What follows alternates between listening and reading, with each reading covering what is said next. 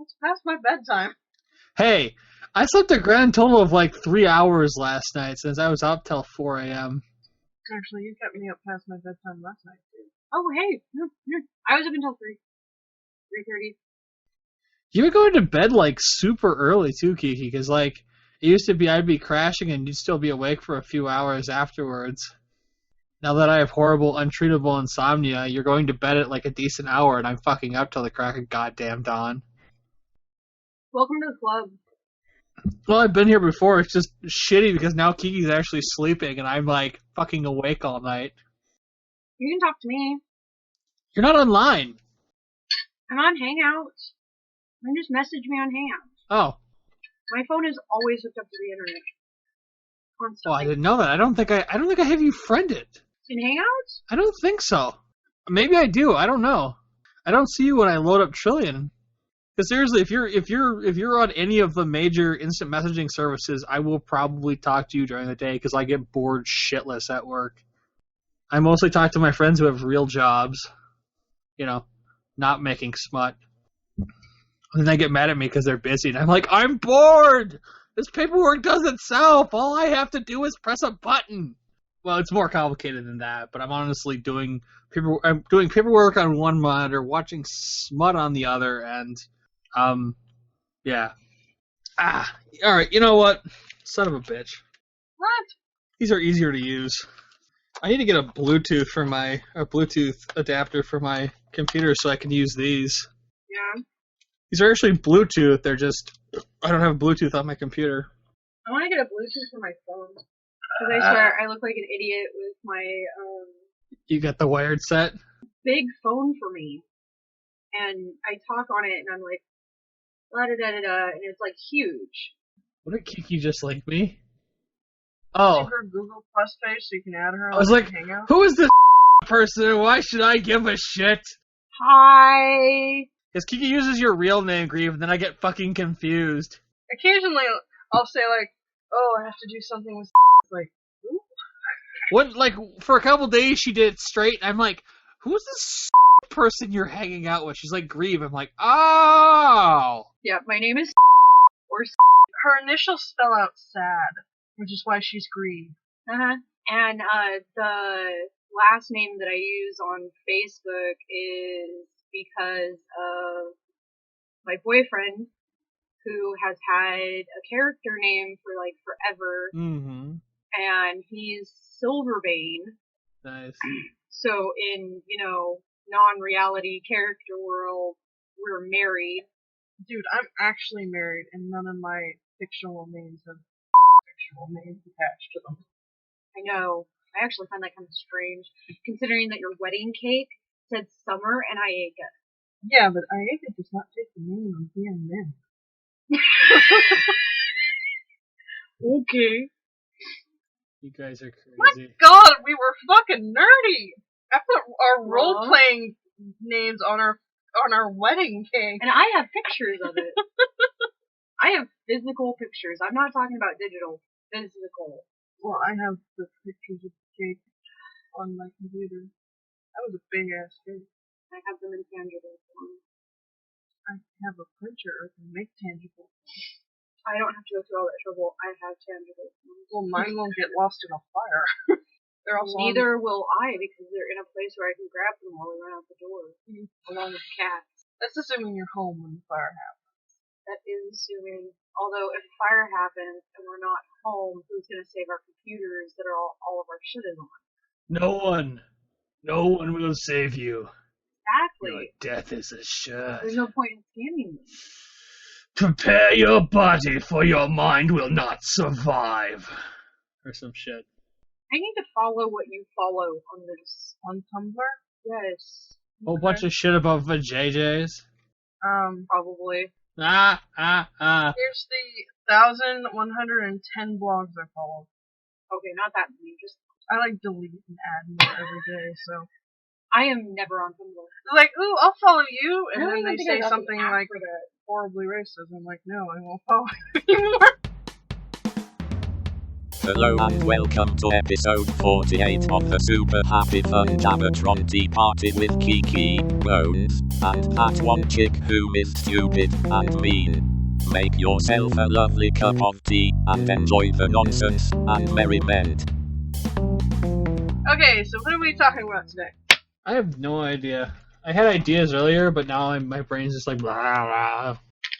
You have ideas? I know, it's crazy, right? Yeah, you have ideas, she has pills, what do I got? You should be happy I'm awake. I have taken so much more than usual. That's not good for you. That's what they all say. It's better than wanting to take a fork to your eye because of the stabbing pain. That's a better reason. Bones then spent roughly a half hour looking for some stupid techno song, and Breathe was amazed by the size of Kiki's underwire. Back to the actual program. Hush. Are you wishing you had the recorder on? It is on. Oh, it is? Yeah. Fuck. Yes, I have that whole conversation about my giant ass underwear recorded. Yeah, but you are the controller of the edit. So, oh no, it probably won't appear because we haven't actually started talking about anything. Okay. We still haven't done the intro. We never do an intro. The closest thing we do to an intro is saying hello to one another. Because we have a fucking robot for an intro. Who now is going to want to murder you even more. Because you keep forgetting about them. Bones. Hmm? Bones. What? Bones. What? What are we talking about? I don't know. You expect me to fucking be Mr. fucking come up with shit off the top of his goddamn head? Wow, what else are you good for? There's quite a visual lag going on there. Oh yeah. We're hearing you before we see you do it. Interesting. Well, I don't want any more of your goddamn shit. I'm getting a weird latency problem with my computer right now. I don't know. Something's running hardcore in the background. I gotta look at my task manager and see what that is. Because my CPU is going nuts. You mean hacks? I'm not getting hacks, but something is running hardcore. No, nothing interesting. Just Google Chrome has got about 15 things open. That's probably because because Hangouts is running. God, fucking Chrome. There really needs to be a standalone for that. Yeah, I'm surprised it's not a standalone app. It's actually an extension running inside of Chrome. Mm-hmm. And that's really annoying for people who don't, use Chrome. Fair enough. I have Chrome. I have Chrome too. This thing we're looking at. Wow. It's good shit. What? Oops. I'm being attacked. Defend me. Attack! Forward, ho!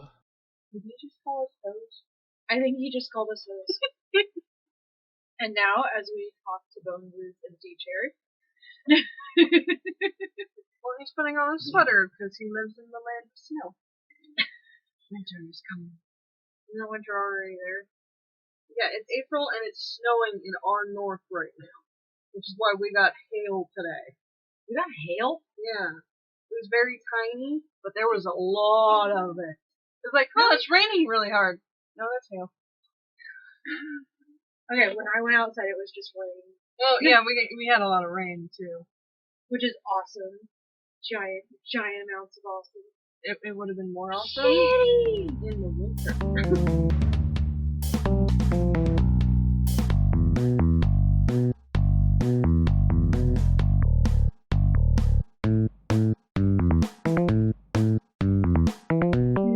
less awesome. No, it would be more awesome because we wouldn't be in a drought. Are we still in a drought? Yes, because the rain is inconsistent. Oh. Yeah. That's why we want lots of snow up in the north in the winter, so that the rest of California can have water. Oh. I still want to move somewhere at some point in life. Somewhere that has, like a summer, a fall, winter, and a spring. So nowhere on Earth right now? There's gotta be somewhere on the planet that still has 4 seasons. I'm pretty sure I was born in the wrong era. I think I like the idea of, like, the time, but this is gonna sound really weird. The time that my grandparents grew up in. I forget how old your grandparents are, so Sorry, what era they grew up in. My grandfather, because these are my dad's parents. My grandfather was born in 1920, and my grandmother was born in 1925. You realize the 20s weren't like they were on TV, right? Yes. Why the fuck would you want to grow up in the 20s?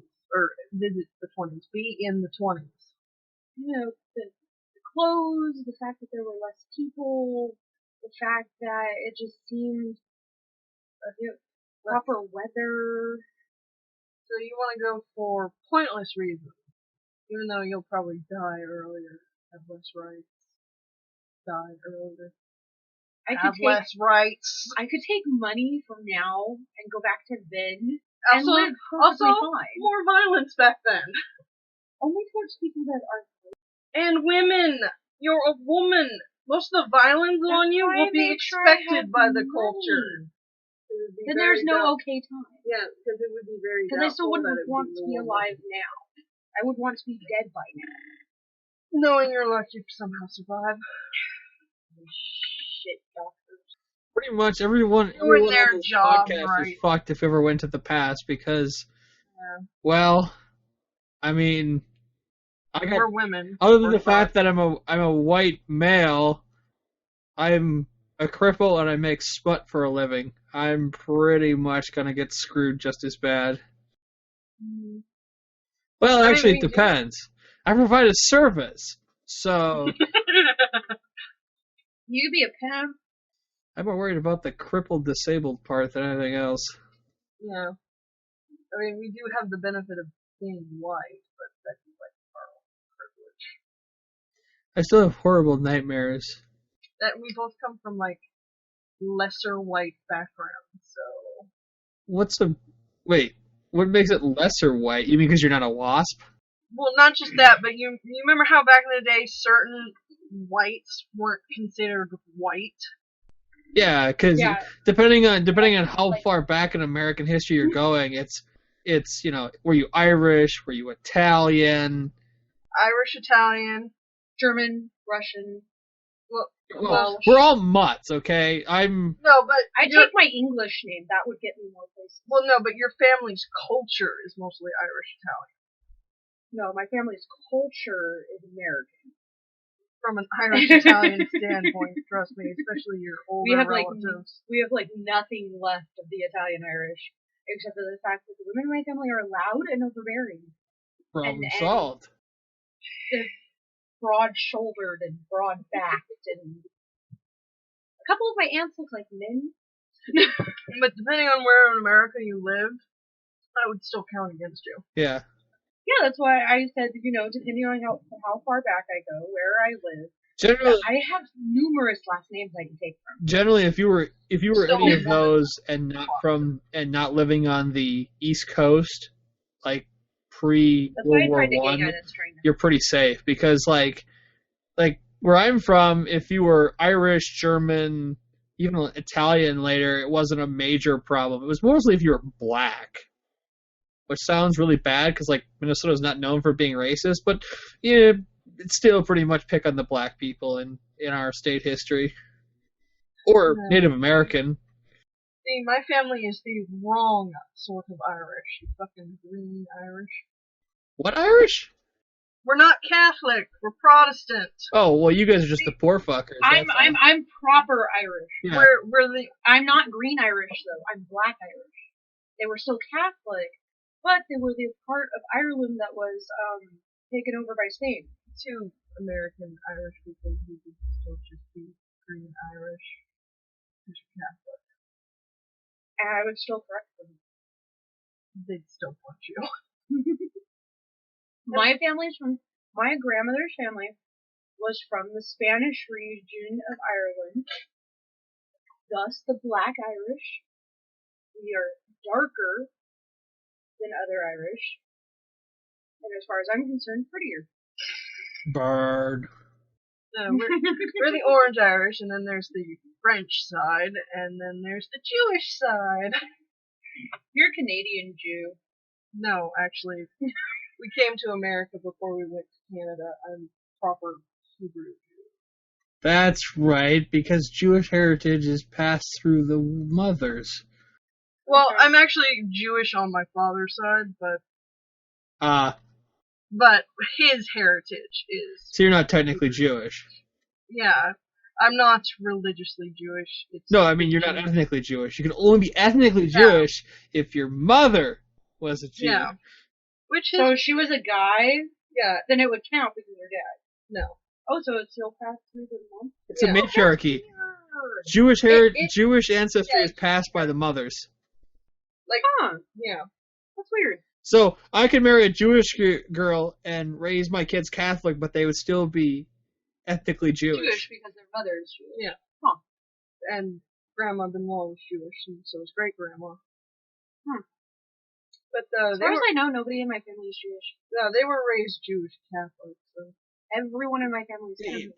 It's only a half step. Everybody's all like, wow, Jews and Catholics together. It's like cats and dogs. I'm like, it's a half step. Our Savior was a Jew. Yeah. No, the only complication that ever arose was from the what are Catholic priests called? What are Catholic priests called? Yeah. Priests? Okay. Just checking. I'm high right now. Leave me alone. No. Hey, poke, what are the Protestant ones called? Poke. I don't fucking know. I'm not Protestant. I'm atheist. In fact, I'm agnostic. No, not only were they Protestant Irish, i.e. Orange Irish, they weren't even proper Protestants. They were Protestant rights, which is Episcopalian. God. Well, I covered all my bases. Theoretically, or theologically, I'm an atheist, but if I ever marry a girl that wants kids to be baptized, I'm all the way done with all my shit in the Catholic Church, so I'm good. Lucky, I have one thing left. I have never done anything in association with a church other than going into. Oh, what's the name that you took? What's the name I took? Yeah. You have to pick the same name? I'm not going to go into that because you'll laugh, and I'm not going to do that. No, I won't. You want to know what mine was that I picked? What? That I never got? What? Francis. If I tell you, you can't laugh at me. I won't laugh at you. I thought Saint Michael was the coolest saint ever. But your name's already Michael. And no one paid attention when I picked. Is that a thing? Your name would be Michael. Are you not supposed to pick your own name? You know, I've never heard a rule against it. But I picked Frances because that was my grandmother's actual middle name. I have no idea what her confirmation name was. But, yeah, I picked Frances. It wasn't, we didn't like pick names, we just picked a saint that we wanted to research, and I thought, after hearing about Saint Michael, I thought, damn, that's a freaking ridiculous story. He's not real, but it's a cool story. Yeah. Someday, for some unknown reason, I'll finish it, just to have it finished. Because the Apocrypha behind Saint Michael is just ridiculous.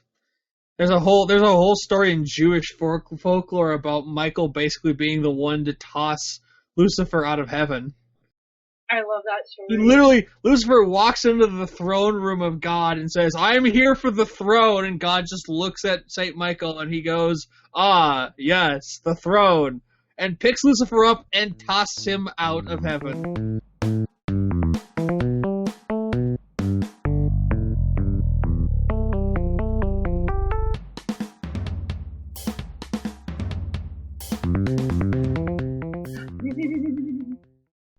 with his big ass flaming sword. Uh-huh. Angels are assholes, I've come to find out. Oh, yeah. Oh, yeah. They can't have sex. So, of course, they're assholes. Mostly because I like going with the dogma thing. if you follow Old Testament law, basically, they think humanity is a scourge on the planet. What is what? The cake. It's a cake. With, that's funny. The cake wasn't even all that funny, and I'm stoned, and I didn't find it that funny. What? Somebody put an anime character in the cake. Yeah, people do that every fucking day. What? Oh my god! What? My birthday. Yeah? Can I have a Sailor Moon cake? We'll discuss it around your birthday. It's not like I said, no, you're a grown-ass woman. Get yourself a fucking Sailor Moon birthday cake. Find somebody to do it for you. Pictures to have them impose on it. There's this thing called the internet. Orion. Google search Sailor Moon. But I gotta find it. I want all the brooches. And then nobody gets the chaos one with me. The what? Not chaos. Crisis. I was gonna say there's no chaos brooch. I think you're watching the wrong show. Fuck up, leave me alone. I saw this cosplay while you were sleeping the other night, and I saved the picture but forgot to tell you about it, and then just remembered now when you were talking about Sailor Moon. That's interesting. Local porn convention.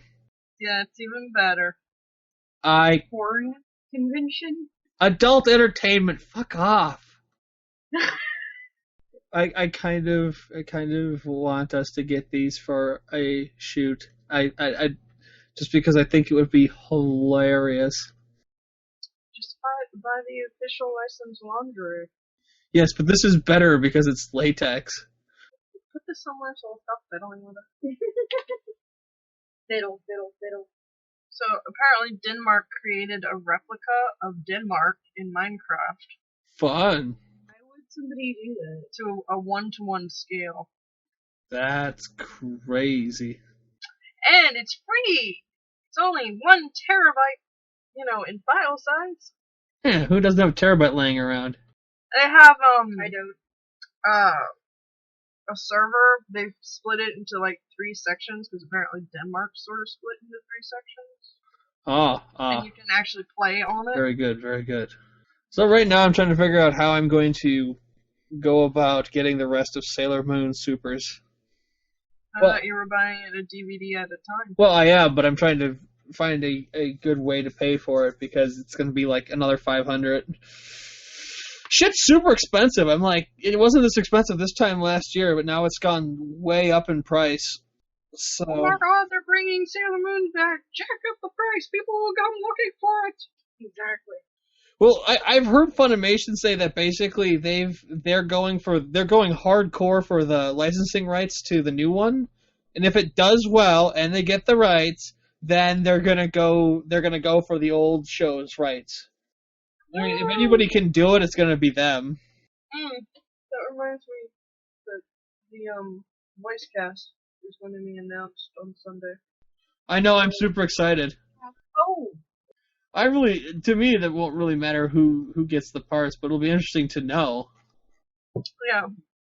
Wonder if, any of the old cast is going to come back, or... No. From what I understand, it will be an all-new cast. It's not that they can't, it's just that they're already in their 30s or 40s in the 90s, so they're extremely old now. I think a couple of them are actually dead. Quite possible. I know one of them is dead for sure. I can't remember which one. Not Sailor Moon. Her voice actress is still around, but she's like a producer now or some shit.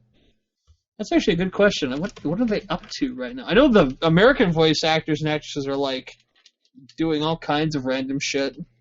I mean, the lady that was the first voice of Sailor Moon in America is like totally still hooked on the show. Sailor Moon, Toei. I don't want to get up at 6 o'clock in the morning. I don't either, but I probably will be up. Why would you be up at 6 o'clock in the morning? Because I've been waking up between 4 and 6 o'clock in the morning lately. Because she's been going to bed way earlier. Alright, let's see what Amy's voice actress has been up to. Born 1968. Damn. Wow, she was Kate Scott in Trinity Blood. Holy shit. She's reprised it. I'm trying to see if I know her from anything else. She's been in a decent amount of stuff. Wow, she's Skulled in On My Goddess, which I didn't realize. I did not know that. That's kind of adorable. Amy's voice actress is the voice of Kiro in Card Captors. That's cute. That makes so much sense now. Kodo? What's Kodo been up to? 63. It is really not possible to have been really that old. Well, they were adults when they were doing the characters' voices, not like they were the age of the characters. I know, but still. It's not like the live action show. No, that blew my mind. Katona Matsushi. What's she up to? Well, Sailor Moon's voice actress is still alive, thank God. I don't know, let's see what I know her from. She's Maki in Cardcaptor Sakura, which is a side character. A whole bunch of stuff I haven't seen. Oh my god, she's the teacher in Shin-Chan. I didn't even realize that. Oh, shit. She's the new voice. She's recently the new voice of Masato in the Evangelion Rebuild movies. She's Excel! How the hell did I miss that? I don't know. How did you miss that? For shame. Dude. Shame! She hasn't done a ton of big name anime, but she has done a few. She's just the voice of Masato in general. Oh my god. Sailor Moon. That's just insane. Cool. Okay. Yes. What's Ray's voice actress been up to? Oh, she's retired. Holy crap. She retired in 2001. So what's she doing now? She retired. Try to take a world. One Sailor fangirl at a time.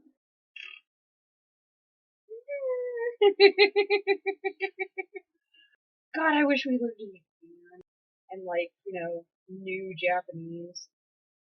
Okay. What? Or we could just watch it. That was interesting.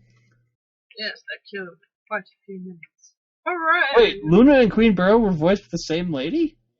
Yes. That's hilarious.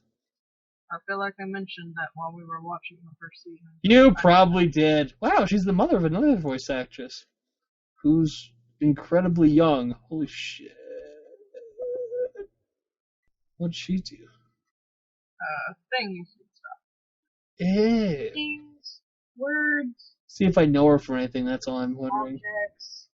No, wow, I don't know her from any of this stuff. Holy moly. She's been in some big name titles, but nothing I've seen. That's because you're a loser and don't watch anything. Yep, you're right on target.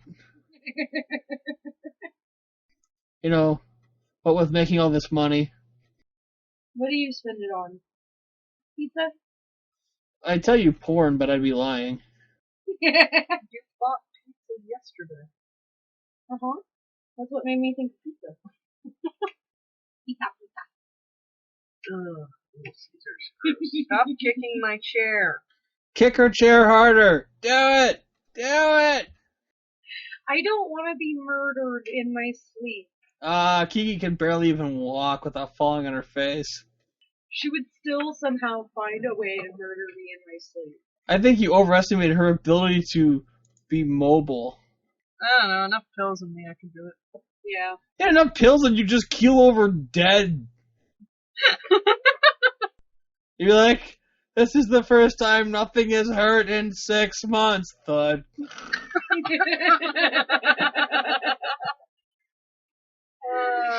What does non-pain feel like?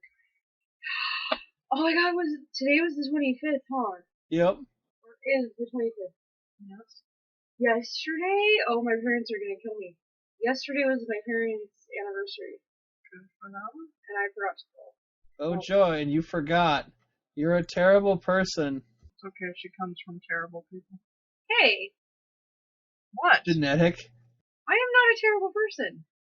I have risen above my parents. Yeah, you're just a horrible person. Hey! Yes, that is the first stage of horoscope. What's your point? I have been told I am an incredibly wonderful person. Wonderfully horrible, but a bunch. This is what happens when I get sleep deprived. Then go to sleep. No, I'm using him right now. I've heard that before. About anything. We totally were having a conversation, and then you're like blah blah blah blah blah and words. You invited me. Of course I'm gonna talk. I didn't say you shouldn't talk. Oh my god, actually listen to the context. That would work if I understood. Wait, we're having a conversation? I've just been spawning random shit as I've been coming in and out of consciousness. That's pretty much how our conversations work. Hooray! Yay. My anus is bleeding! That was good. For the love of all that is good and holy, my anus is bleeding! Man, I watched that too much as a kid. That's yeah, really, really old.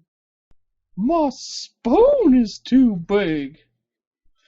My spoon is too big. My spoon is too big. I am a giant banana. Now I can't stop. Is there any way that we can use the space-time continuum so that I can throw something at him? No. I am a consumer whore. And how? That one's actually true. Stay tuned for part 2.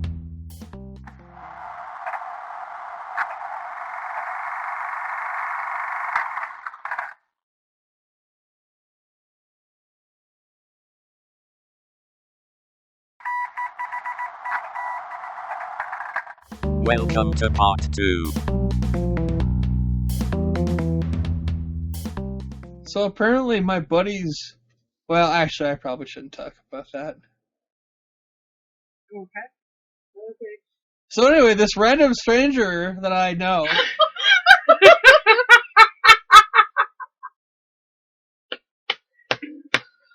Go on. No, I can't. It's an ongoing criminal investigation. Oh, well, shit. Never mind then. I was just more shocked by the happenstance. I was thinking about that. I was talking to his girlfriend about some stuff today. And I was just like, wow, really? Is that even possible?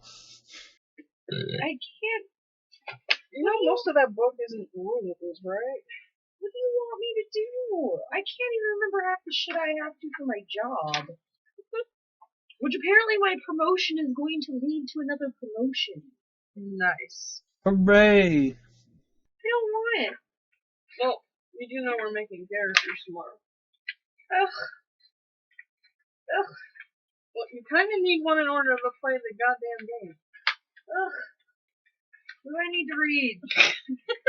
Now, I walked into the personnel office to talk to the personnel lady, right? Yes. Because I finished one of my, updated... Okay, so every year there's certain tests that you have to take, right? That... The story keeps getting longer and longer. Pretty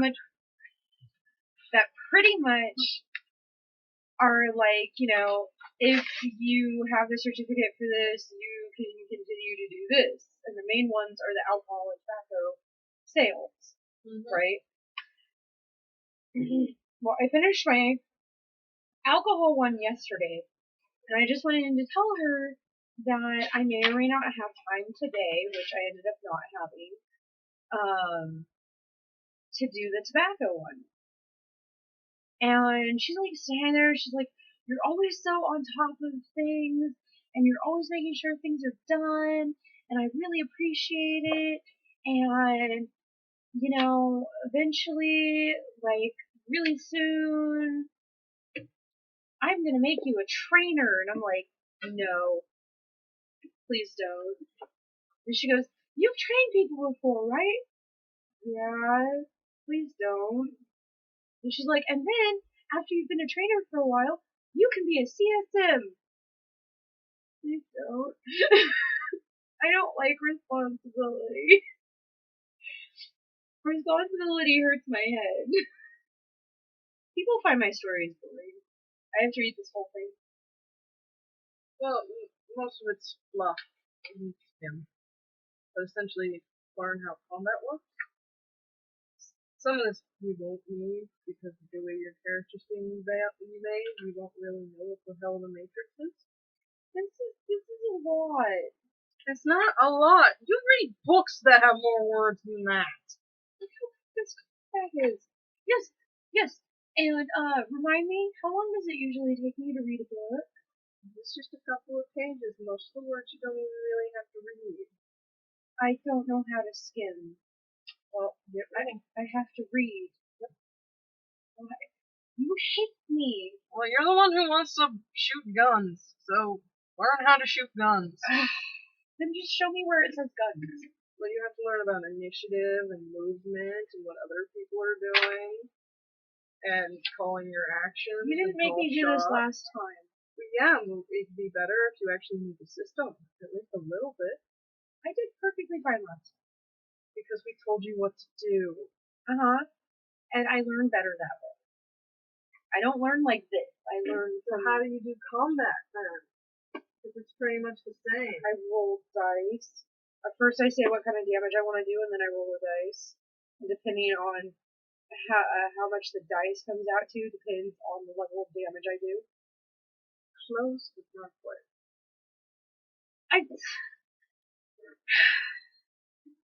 Hi, Cupcake. Whee! Kiki hates me. I'm not going to remember any of this. That's fine.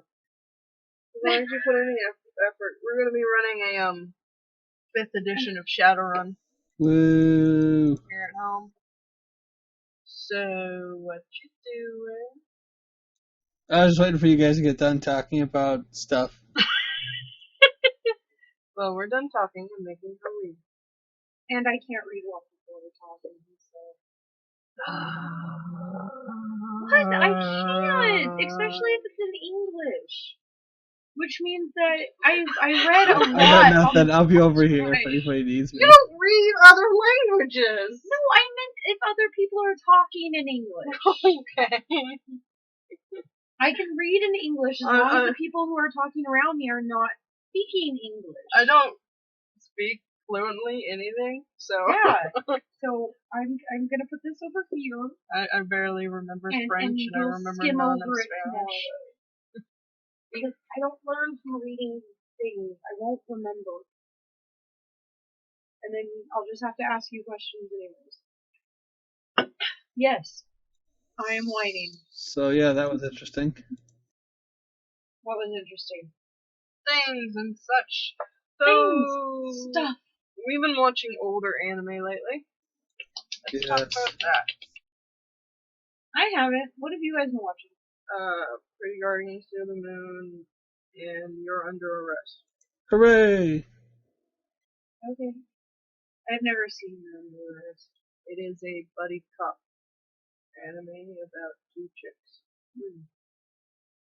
And the zany things they get up to. Even though they're in... What department are they in? Traffic? Traffic, they're traffic cops. Yeah, and yet they seem to do more than just traffic shit. I know. They keep busy. They do whatever the story demands. You recently got the movie, right? Or I did, like yes. Where the hell did I put that? I don't know. I'll have to find that later. How long is that gonna go unopened? Forever! Considering I'm on disc 1 of Magic Users Club and I've been watching that for the last 3 or 4 days, that tells you the speed at which I'm moving. Snail? Something like that, yes. Well, I don't think snails really watch anime. Don't they though? I don't know, according to Turbo, they prefer NASCAR. Oh. That is a dumb movie. I kind of got that feeling. Yeah, I don't know. Yeah. Words! I keep meaning to watch stuff, and then I'm like, I'm gonna play Diablo. Then it's time to go to bed. Let's see. Oh, I'm being productive. Oh no, God, my face hurt. Oh, I'm suddenly asleep. That's my life. Me and Mr. Ice Pack snuggling all the time. Just take some duct tape and strap it to your head. Stupid backed up system. Process my fucking paperwork. Do it before I, can't back pay things and get more debt. Oh God, the debt. One of you better end up rich. I don't foresee that happening. It's very hard to actually come out of being poor. The American dream is a myth. Yes. Well, it's not so much a myth as it's been a complete fallacy since the 1960s. Well, yeah. Well, essentially, we went, hey, let's deregulate the market. Yay! Yeah, pretty much. That was pretty much it. We took away the things that, made it possible. Well, and allowing investment banks and standard regular banks to merge was a terrible idea. Let's let businesses do whatever the fuck. I mean, I always felt like that was a real shot in the head when we said that investment banks could merge with standard neighborhood banks. I was going, what's the worst that could happen? I'm going, everything. And then we started increasing, what was a crime, and went, you know what? Nothing's fraud. Yeah. All these things that aren't really violent, let's put them in with violent criminals, and then fuck the jail system so it's not, really in any way sort of rehabilitation, so that we turn non-violent criminals into violent criminals and keep them going back into the prison so we can make money off of it. Oh, yes.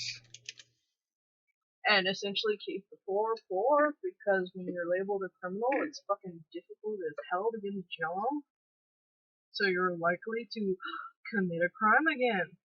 Dun dun dun. What you're saying is complete and utter insanity. I don't know what you're talking about.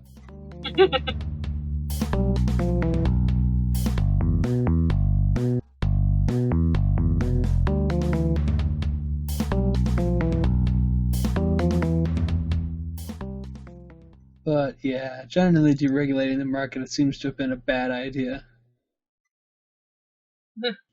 Every time I hear a company tell its workers that they should just be happy they have a job, I'm kind of just like, God damn it. No, that's not how the system works. You should be happy I'm willing to fucking work for you, not the other way around.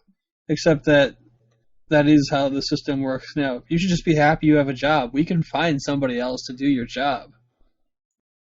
Mm-hmm. That's just our generation's lot in life, I guess, is what they're telling us. And then you get pissy when, new generations are like, what? What the fuck? This is how life is? I like how now they're just like, you know what? There's no guarantee you'll ever have a good job. It's like, wow, that really makes me want to do anything at all. Well, it's like, oh, go to college, get an education. No, I'm just going to get debt and, depending on the field, maybe a slight chance in getting a job, but likely still shitty. Well, and the thing is now, a lot of the stuff, even if you get the college degree, it means absolutely nothing, because you need a master's degree to even be marketable. Which now it's damn near impossible to get into grad school since the requirements are absolutely ridiculous. Pull yourself up by your bootstraps like we did. You had, better choices. Assistance. An economy that made sense. I agree with that one. I'm listening. I'm just not participating because I don't have anything to say. So what are your thoughts on Pretty Guardian Sailor Moon, now that we've gotten to episode 20? She's pretty. It's interesting. It's a little hammy in comparison to the TV show. I mean, the TV show is pretty hammy as well, but I mean, it's really hammy. So, it's okay. It's a good thing to watch. We've been watching it. I've been like writing and doing work and shit, which has been good because I don't feel like I'm missing a ton if I'm not like intently staring at it the entire time. After this episode, it will start to deviate a lot more from the story you're used to, while at the same time still being the same. Mm-hmm. Because it's still gonna be, Barrel fuck shits up, and then, scouts do shit. But there'll be other things. And slight differences. Words. That was a word. Someday they'll come to you, these words. Nah. They just sort of look in the window, sneer at me, and keep on walking. I love Dark Mercury from Pretty Girl Human. She's so competent. So much more competent than the generals, that's for sure. And the other thing that I'm not going to say because it's spoilery, it happens later. I really love that change to the story. Okay. Yeah. That's very, very vague. Yes. Well, the important change to the story that has to do with Usagi that happens in episode 29, 28, maybe later, when they start that whole plot arc. Well, that one thing for certain is that Mamoru has a fiance. Horribly vague. Yeah. What's her name? Hina? Yes. He has a bit more of a backstory this time around. Instead of just, hey, he's there. Being a guy who's around doing stuff. Are you still trying to figure out what I'm talking about? If you, listeners at home, can guess, you will win absolutely nothing. This is magic. Magic. This is witchcraft. Yeah, Pretty Girl Human, the live action show. Oh. Okay. Yeah. Okay. Because I really like that dynamic aspect of the story. Yeah. It makes Usagi more her own character. Yeah. Instead of just... Well, Usagi is still her own character, but I feel like a lot of the times the anime tries to go, well, Princess Serenity was like this. Like, no, this is Usagi. And I feel they have a problem with reincarnation. I feel like the live action show makes a better distinction between. Yeah, because there's two different people. Yes. Because once again, people are forgetting that you can be the same person, but you're not exactly the same because of the simple fact that one, the big one, they were raised on two different planets. They were raised during two different time frames. They were raised by two different people. I was gonna say sets of parents, but Serenity doesn't have a phone. So. yeah, which I still find confusing. But yeah, I'm pretty much just going with her mother like willed her into existence. That's my idea. That's the common fan theory that Princess Serenity is actually just like pretty much a clone of Queen Serenity. That actually make a lot of sense. Like she went, I want to have a child, which helps to explain the weirdness of Chibiusa, because technically they're two different beings having sex, but that it makes it imply that the main family doesn't have naturally birth children. Yeah, so Chibiusa is like a combination of the two of them. No, the weirdness of her powers. How it didn't work right for so long, especially in the manga where she didn't age right. Well, yeah, you put a moon person and an earth person together, and there's bound to be complications, but just wait for Chibiusa and Pegasus' children. I'm surprised she hasn't done like a story like that. There should be a little side story. Like, here, by the way, lots of fans have done it. I mean, she's done like an alternate universe story where they have wolf kids. Where Usagi and I like the story where Chibi's the firstborn, and then there's another one that's younger. That's hilarious. I want them to have a boy. I want to see a little Mamura. Clearly, that's like blonde and collected. Clearly, the Moon Kingdom can only birth women. That's ridiculous. Even if they apparently don't have real births in the first place. No, I just think that would be adorable. Well, I'm sort of surprised that she hasn't gone back and gone, I have this possibility of writing more characters. But then, at the same time, she might have to better define things that she's left kind of floating in the air, because you're not really supposed to know things about the future, so... Well, she has a chance to go back and change things, so... Or she can work on new products. Yeah. Hey, if it ain't broke, don't fix it. Pretty much. I hit refresh on my Tumblr and the sad story of Maureen Sanchez came up on it. Gotcha. Essentially, 16-year-old Maureen Sanchez, lovely young woman, was asked to prom by a boy at her school. She refused, and he stabbed the fuck out of her because of it, and she died. Wow, sounds like a real winner. Our world is fucked up. Well, it's also sad because of the way a lot of news outlets are framing it. Like, making it seem like they understood why he was there.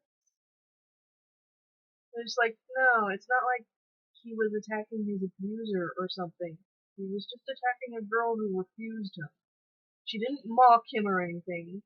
Apparently her refusal wasn't even, like, all that bad or anything. It was just a simple no. Sort of thing. And he went after her because of it. The news is framing very poorly. Good God.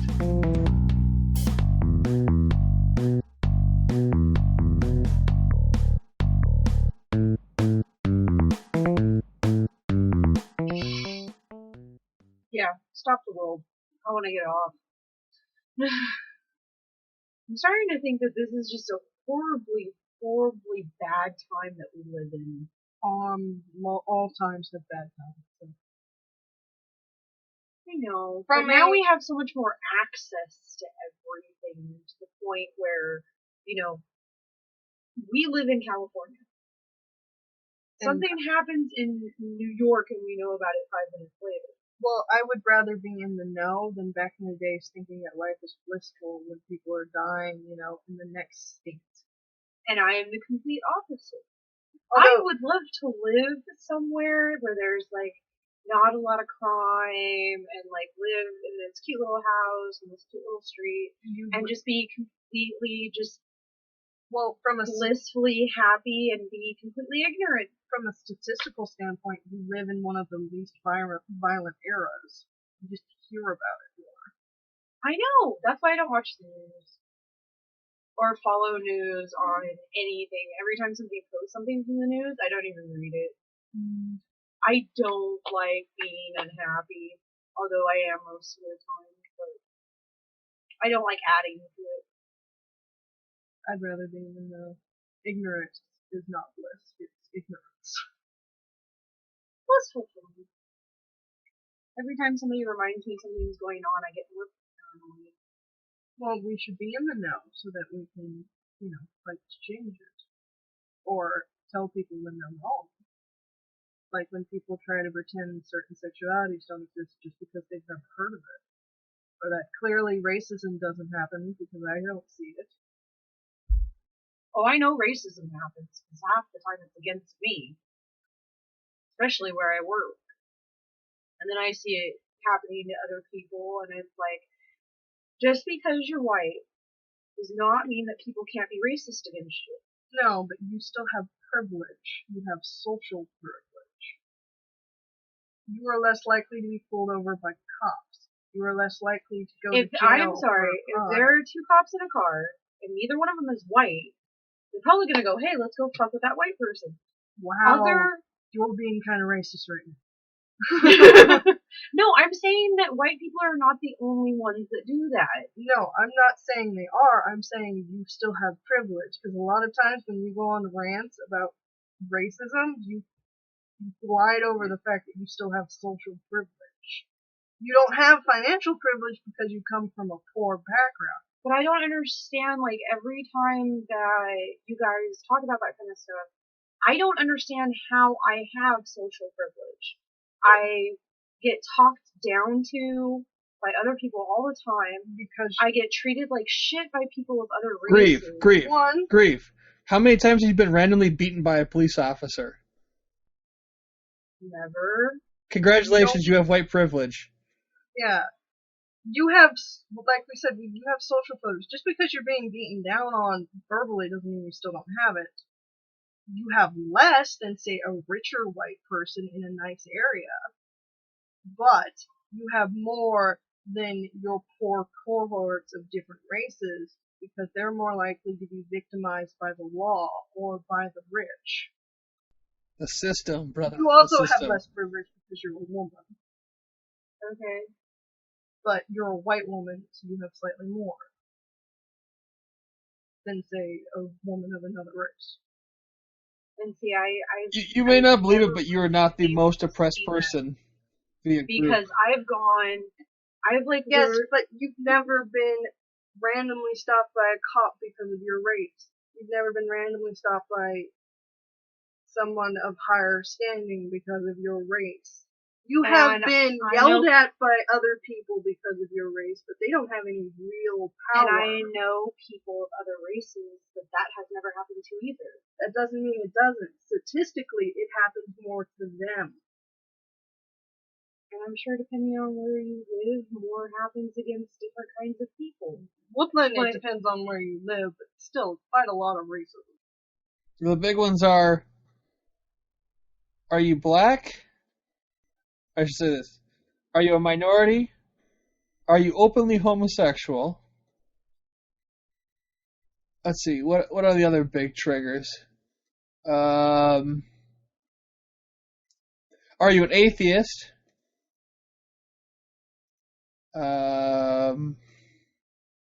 Disability, not white. I've run into that one myself. I've actually been randomly beaten in a parking lot for being a cripple. Financial status, social status, religious status, I mean, as an aside, legitimately, I didn't think that actually happened until it happened to me. Like, I didn't think people just randomly beat you up for being a cripple, but apparently that's actually a thing, and it happened to me. It's a thing.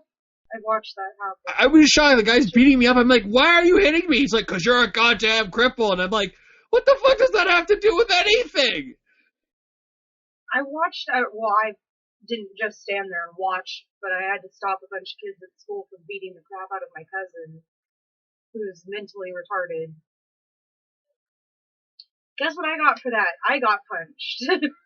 So, I know all of this stuff happens. I don't know, maybe in my head I think that we're all equal, so it shouldn't just be, because being white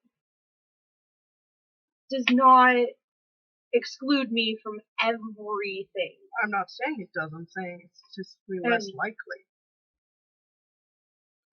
Okay.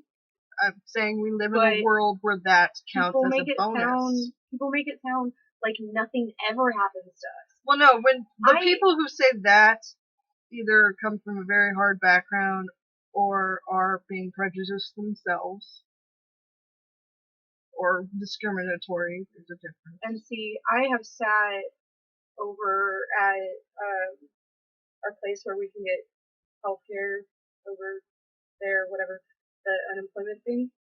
And I have sat and tried to talk to somebody about getting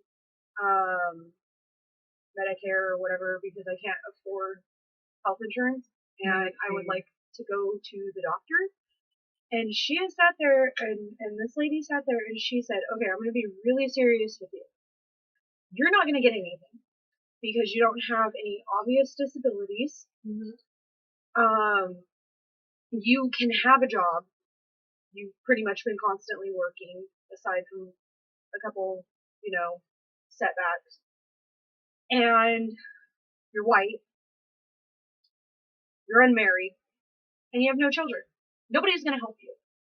And I'm like, oh, yeah, that's great. Well, that's a bit of prejudice on her side, because your whiteness doesn't really come into account, except for the fact that you're not Native American, or anybody who is currently getting any form of reparation. That doesn't actually matter very much on at least in our county, on a, that was on her list. She said, because you're white. She was probably saying that because then she assumes that, you could continuously get a job. Because that is a factor. I have had people of other races hired over me because they needed to fill some kind of gap. Well, there's, they have to check off checkboxes. It's sad, but it's often the only way a lot of those people get a job. But you also might make too much money. I know you don't make enough to get health insurance, but you, at the same time, make too much. That's because I don't have, 50 kids. Mm-hmm. Which, sadly, you still don't get a lot of help. If you have kids, you're still below the poverty line. You just get slightly better social program access, but our social programs suck. Which is another issue of the deregulation. We privatize so many things that they're like, we can make you pay whatever the fuck we want. Yeah, I don't want to live here. I want to live somewhere else. It's a shame that it costs money to move other places. Yeah. But yeah, we're like one of the few countries that allows advertisements of meds and whatnot, which is why there's. Just remember, kids, healthcare is a privilege, not a right. It should be a right. And under our Constitution, I would argue it is, but I don't have power to make that happen. That's okay. They're just explain the constitutional law basis behind that argument. They're trying to lower the population. But the less people that get health care, the more people that die, and then the less people that need health care. No, they want us to stay alive so they can steal every bit of money we possibly get. Then give us health insurance. No, we get the more healthy we are, the more we can work, the more you can take out of our paycheck. We get enough over-the-counter stuff to where the average person still has a pretty decent lifespan. It's just a life of pain and suffering. We have almost no middle class anymore. That's because we're all poor, except for the people that are rich. The one that's always kind of struck me as strange is, why does healthcare cost so goddamn much? It's the way we've set up the system that they can essentially go, yeah, it costs this much. It costs this much. Even though in other countries it's like, no, it only costs this much. Well, what always blew my mind as an adult was when, the insurance, the doctor's office would send the insurance company a bill, and the insurance company would say, no, it's not 90, it's 50. Yeah, they get to barter over it. There aren't really set prices for a lot of things. So, when I as an individual get a bill, it's because it's not necessarily the doctors, it's likely whoever owns the hospital went, this is how much it costs. Because a lot of hospitals are actually privatized and run like businesses. The doctors have very little say. I think that whole thing is ridiculous. Which is also terrible because a lot of times that means the doctor has to try a specific treatment based on your insurance or the hospital or whatever before they can give you what they actually wanted to give you. Because they have a contract with someone somewhere that says you've got to try this shit first. Regardless of whether or not it's actually going to improve the person's life, they have to try it for a few months before we'll let them change to whatever it was you wanted.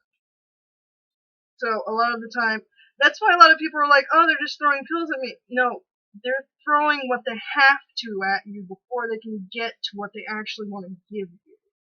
Because they have to work in a corrupt system, and with your insurance, and with their own bosses. This would be a good moment to pause and freshen up your cup of tea. Up next, part 3.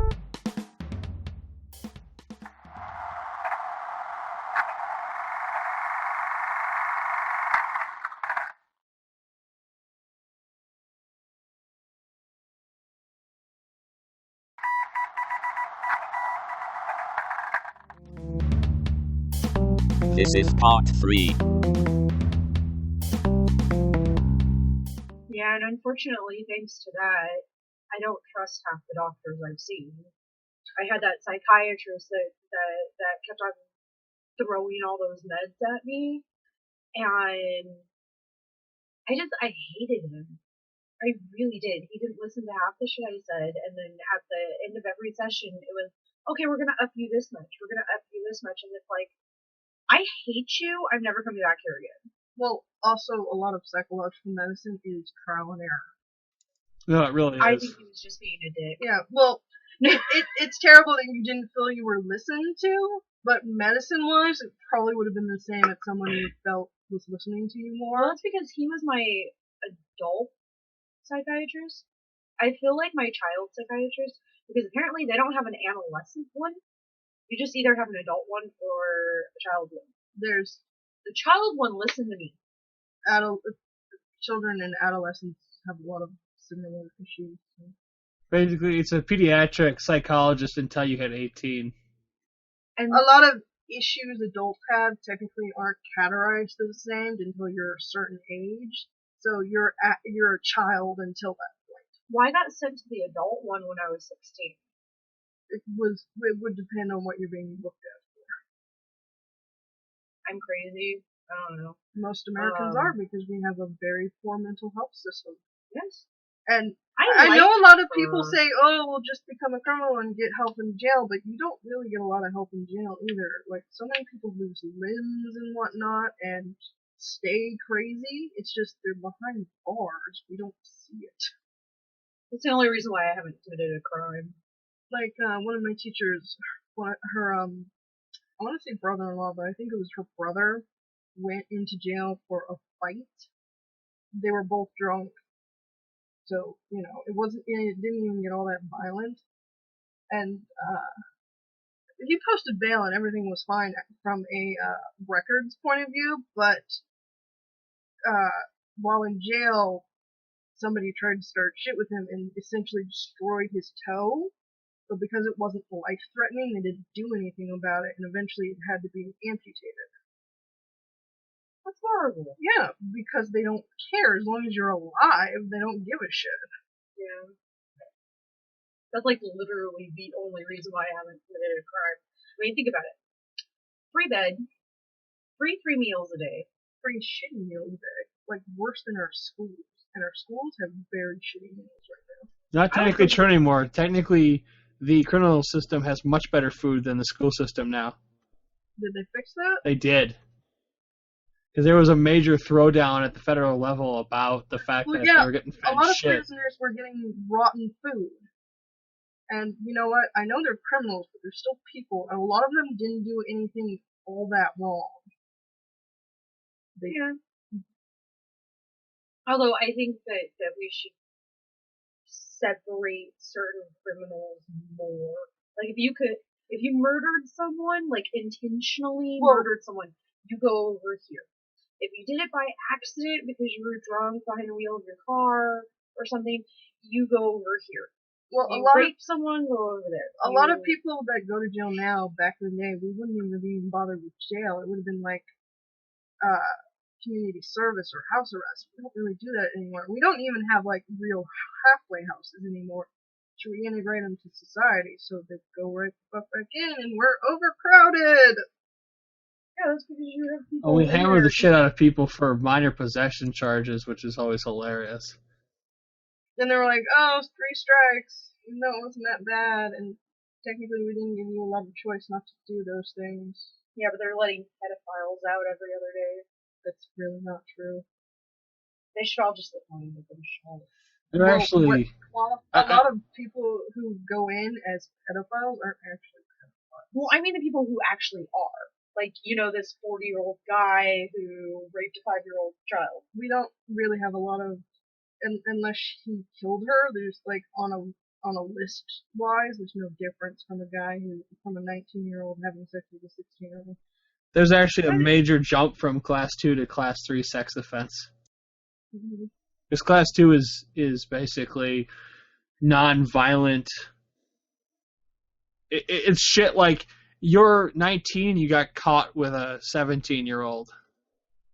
That's not rude. That and what qualifies as a pedophile differs from like fucking county to county. Our legal system is so fucked because we let so many branches of government have different laws. Yeah. Yeah. So what is perfectly fine? What is perfectly fine for us to do in this city might not be in the next city, but we don't know because there's so many goddamn laws on the book. Oh yeah, thanks to TV, I know that the age of consent in New York is 16.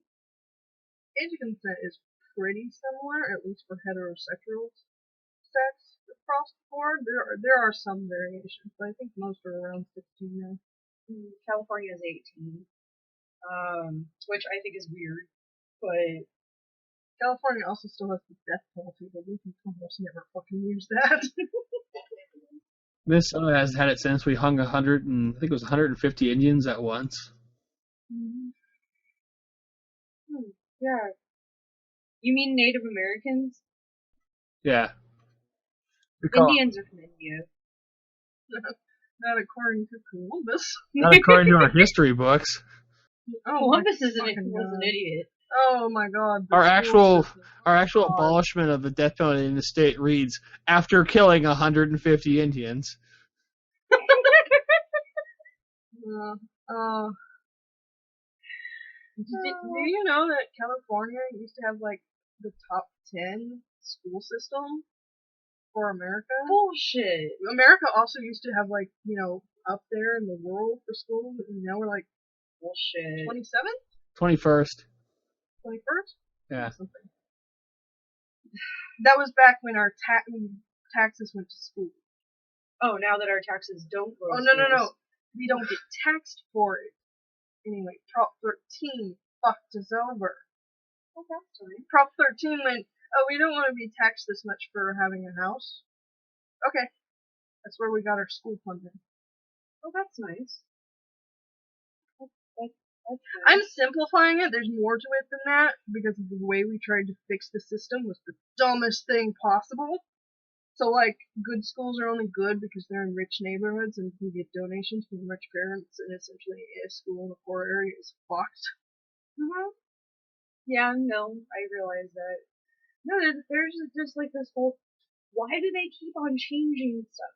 What was so wrong with the way that they used to do things? People weren't making the amount of money they wanted to. We're a very individualistic country, so they went, why is my taxes going to that school over there? My kids don't go to that school. Why should I give a fuck, even though those people might someday, be in charge of my life in some fashion or have to interact with my own children?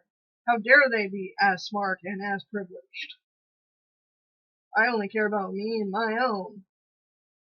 That's essentially it. It's also why our healthcare system's been under, because who the fuck cares about other people? And why we go, poor people are just lazy and aren't actually working because I have money and don't have to work and don't care about them because they're not me or my family. I have never thought that. No, I'm saying I think the America thinks that so much and has it so ingrained to its media that the people it's against think that. Our country is like a fucking cult when it comes to social issues.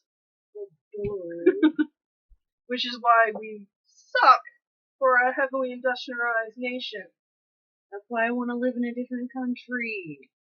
So a lot of other countries are looking at us and go, this is funny, right? Aw.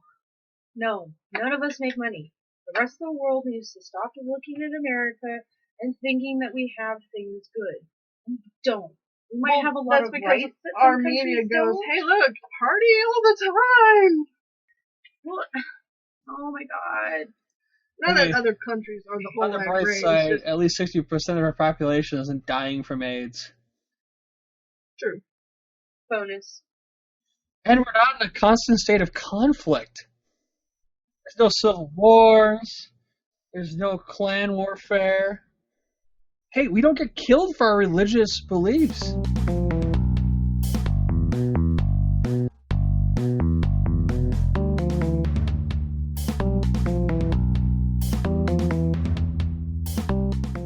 In some parts. Not at a legal level. He's talking about a legal level. You think you have it bad? Go to either Africa or Southeast Asia, and then tell me how bad America is in comparison. Well, I live here, so I want here to be right. Damn it. Who cares about those people over there? Yeah, fuck We're those American. people. They're not even human. Well, no, see, actually, the fault with most people in America is we are looking so much at other countries and helping so much other countries that we pretty much went, oh, fuck the rest of the population of the United States. They don't really need our help. Let's go rebuild this. Try to keep in mind that we don't since build those countries, actually. And that's mostly not why we do it. We do it because we want to own that country. Why don't we try making this country better before we start owning other countries? Because for the people in power, this country's fine. They make money. They're fine.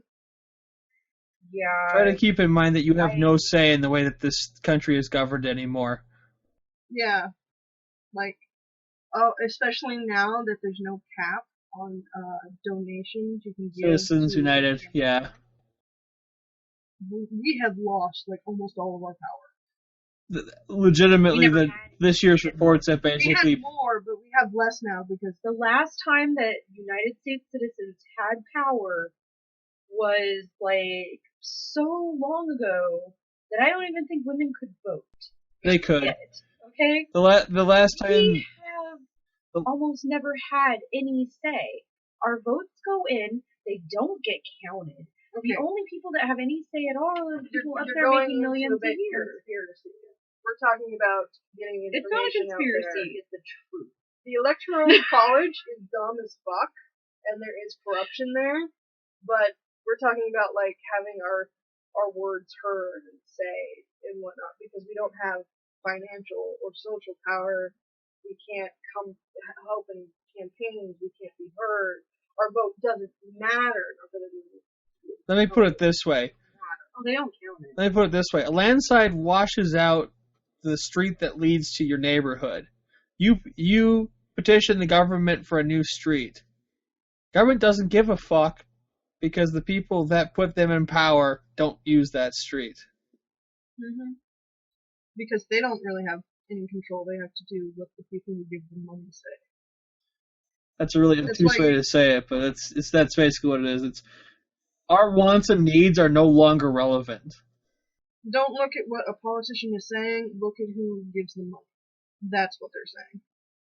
Yeah, and see, it's just the only thing that our government is telling us is if you live below this pay grade, which you might as well not exist. Yeah. But see, if you got rid of all the people below that pay grade, there are so many things that wouldn't get done. Oh. And then you would have to drop people down to that pay grade to do those things. Oh, but now they're below that pay grade, so now they're gone. That's why we just ship jobs overseas and export goods. And destroy more of our economy. And other people's economies, too. Exactly. But they don't care. They only see in short term. I'm making money, it's good. If you're the majority shareholder or leadership of a big corporation, and thus your money makes your voice heard, and the country goes down the shitter, how much do you think you really care? I still grow up the same way? If you have that amount of money, you just leave and go to your private island and wait for it all to blow over. And see, if I went into a situation like that but knowing what I know and having already lived the life that I have lived, I would not abandon ship. I wouldn't make that much money. You're not a rich person. You weren't refused to make that much money. You weren't born to a rich family where you never had to worry about anything ever. See, not to say those are the kind of people. That's the whole deal. The poor are not in power. The poor don't get elected to office. So the only way we would get in power is if we had a revolution, and we won't do that because we're so. The last time we had a somewhat poor president was Carter, And the time before that, it was Everybody Truman. hates him. Why? Because he wanted to do what we want. He was an ineffective president, and basically his term is not particularly well respected. He's a good human being. Honestly, he had his heart in the right place, but he just didn't have the political pull to do the things that Johnson did. Because people go, oh, you're the president, you can do what you want. No, you're the guy who has to attempt to get all these other people to do what you want. And that's the thing that I think is ridiculous. What is the point because we didn't want of having a president, though? Why can't we just have a cabinet? That way, there's not one person that's not really in control that we're all pointing at going, you suck. You don't do anything. Because we've been socialized to just blame the one person. Just show us the group of people. We'll throw eggs at them. We have. They're called your congressmen. Yeah. Dude, we have so many, subdirectories and whatnot. It's ridiculous. So this whole country is ridiculous. That's the reason why I would like to not live here anymore. I mean, yes, I have several people reminding me all the time, oh, America, you get so many great chances and we have so many more rights than other countries. And it's like, okay, yeah, I'm allowed to stand in the middle of the street and scream my head off about how crappy this country is. Actually, you're not. Okay.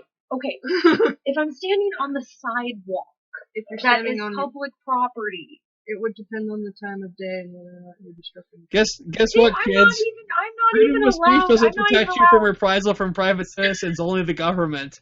People can still beat you up if they don't like what you're saying. I don't even have freedom of speech.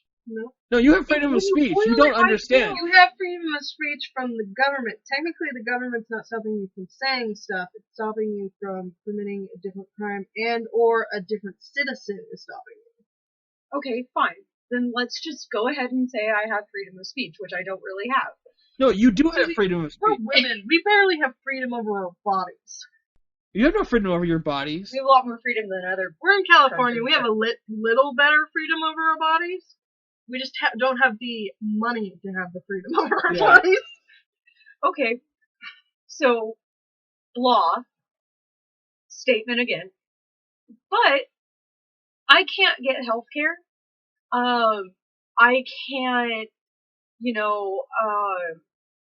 up my level of education. I can't do a number of things because my country sucks. Mm-hmm. But still, you talk to somebody who either has been privileged most of their lives and don't understand the things that people who are not privileged have gone through. And they are like, oh, America's a wonderful country.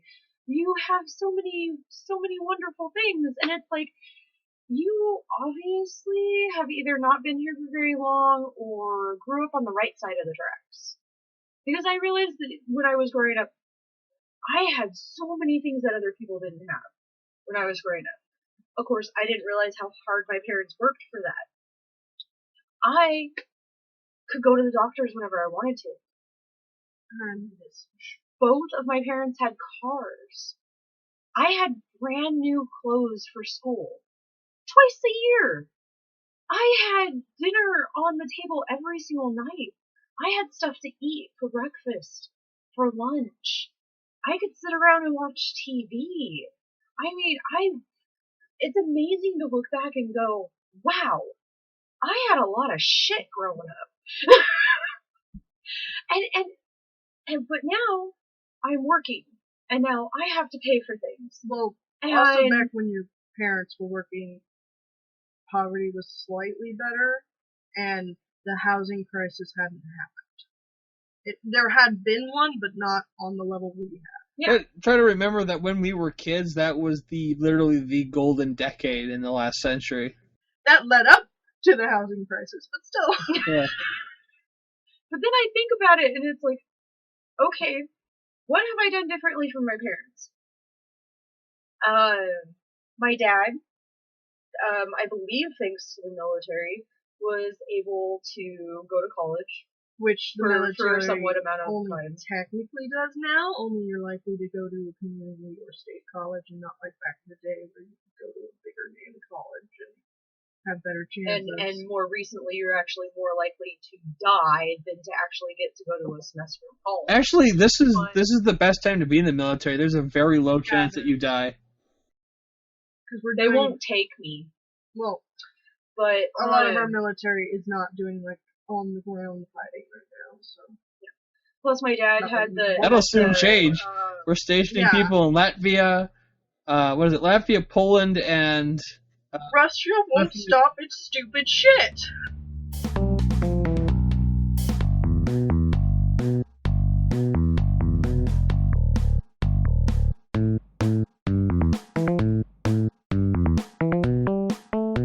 Plus the added factors of, my dad was a very, very healthy young man when he got out of the military, so he could work really hard. And he did. He worked for the city, and he did a lot of manual labor, and then he went to the city over from us and worked there for 35 years. And my mom, despite her lack of intelligence, is actually a lot more intelligent than most people would think that she is. She's worked so many different jobs, and the last one that she had was actually very, very good. Mm-hmm. And I'm like, okay, what am I doing wrong? Well, inflation, different access, you have less choices and options than them. Job market sucks, and most people live below the poverty line because of it. You didn't do anything wrong. You got fucked by fate in the time you were born. You didn't do wrong. Society did wrong. You live in an era where the average worker cannot actually make enough to live what we consider non-poor. I also think I got fucked by my first job. Working at Cache Creek, I think set up a lot of people to think the job market was better than it was. It was my very first job ever when I got fired for absolutely no good reason at all, which was proved by a judge. Mm-hmm. Which I totally should have sued their asses. You would have had to have been able to afford a lawyer. Right? Which is another stupid thing. Yeah.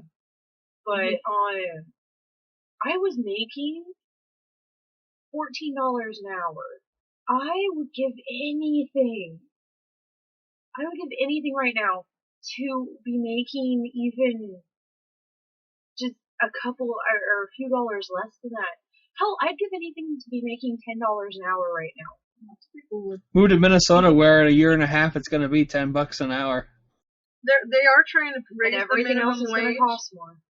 Well, yeah, that's how they do it. Even though their overhead wouldn't actually be hurt all that much, they just make slightly less money. They did the math. For everyone working at Walmart to make at least $10 an hour, everything would have to be raised 5 cents. And they would keep. Which doesn't sound bad until it's 5 cents and then 10 cents and then. No. Cents. This is for them to keep the same amount of profits they're making right now. Mm-hmm. They would only have to make 5 cents. They'll go up 15 or 20 because hell, they want to make some more money, but. Because they can do that. Yeah. There's very few laws saying how much of an overprice they can put on things. But for one thing, they're never ever going to let that happen at a place like Walmart. Well, if the minimum wage gets raised, then yes, but it's very difficult because people are like, you're clearly living off of this, or look, you're so privileged, you own a fucking TV. Well, fuck you! Like, it was Fox News, so fuck them in the first place, but they were saying how we were so privileged because we had access to fucking refrigerators, which some people don't, and second, most people who own a fridge do not buy it. Yeah. Because we rent, and luckily, we managed to find a place that comes with a fridge. Yeah, because there's places that you can rent that don't have refrigerators. Or stoves, or bathrooms. Yeah. Wow. Wait, how does somebody put a rental property on the market with no bathroom? It depends on where you live for what qualifies of what you are able to rent, or you're renting illegally. Oh, gotcha. But there are some legal ways to get away with not having at least an apartment bathroom. There are such things as apartment buildings with communal bathrooms. Yay! I have a hard enough time using the public bathrooms at work. Sometimes I can't help it, but God, I put like 5 seat covers on. But yeah, essentially all they have to do is, make sure you have a door. And even then, it depends. Where do you live? What are your laws actually like? Mm-hmm. Are you is this a legal rent? Do you know it's an illegal rent? Are they allowed to sublet this? I'm actually surprised that. Well, actually, no. I was going to say that I am surprised that this country has not had like a complete explosion of things, but I'm not surprised. The people who are in the poverty line,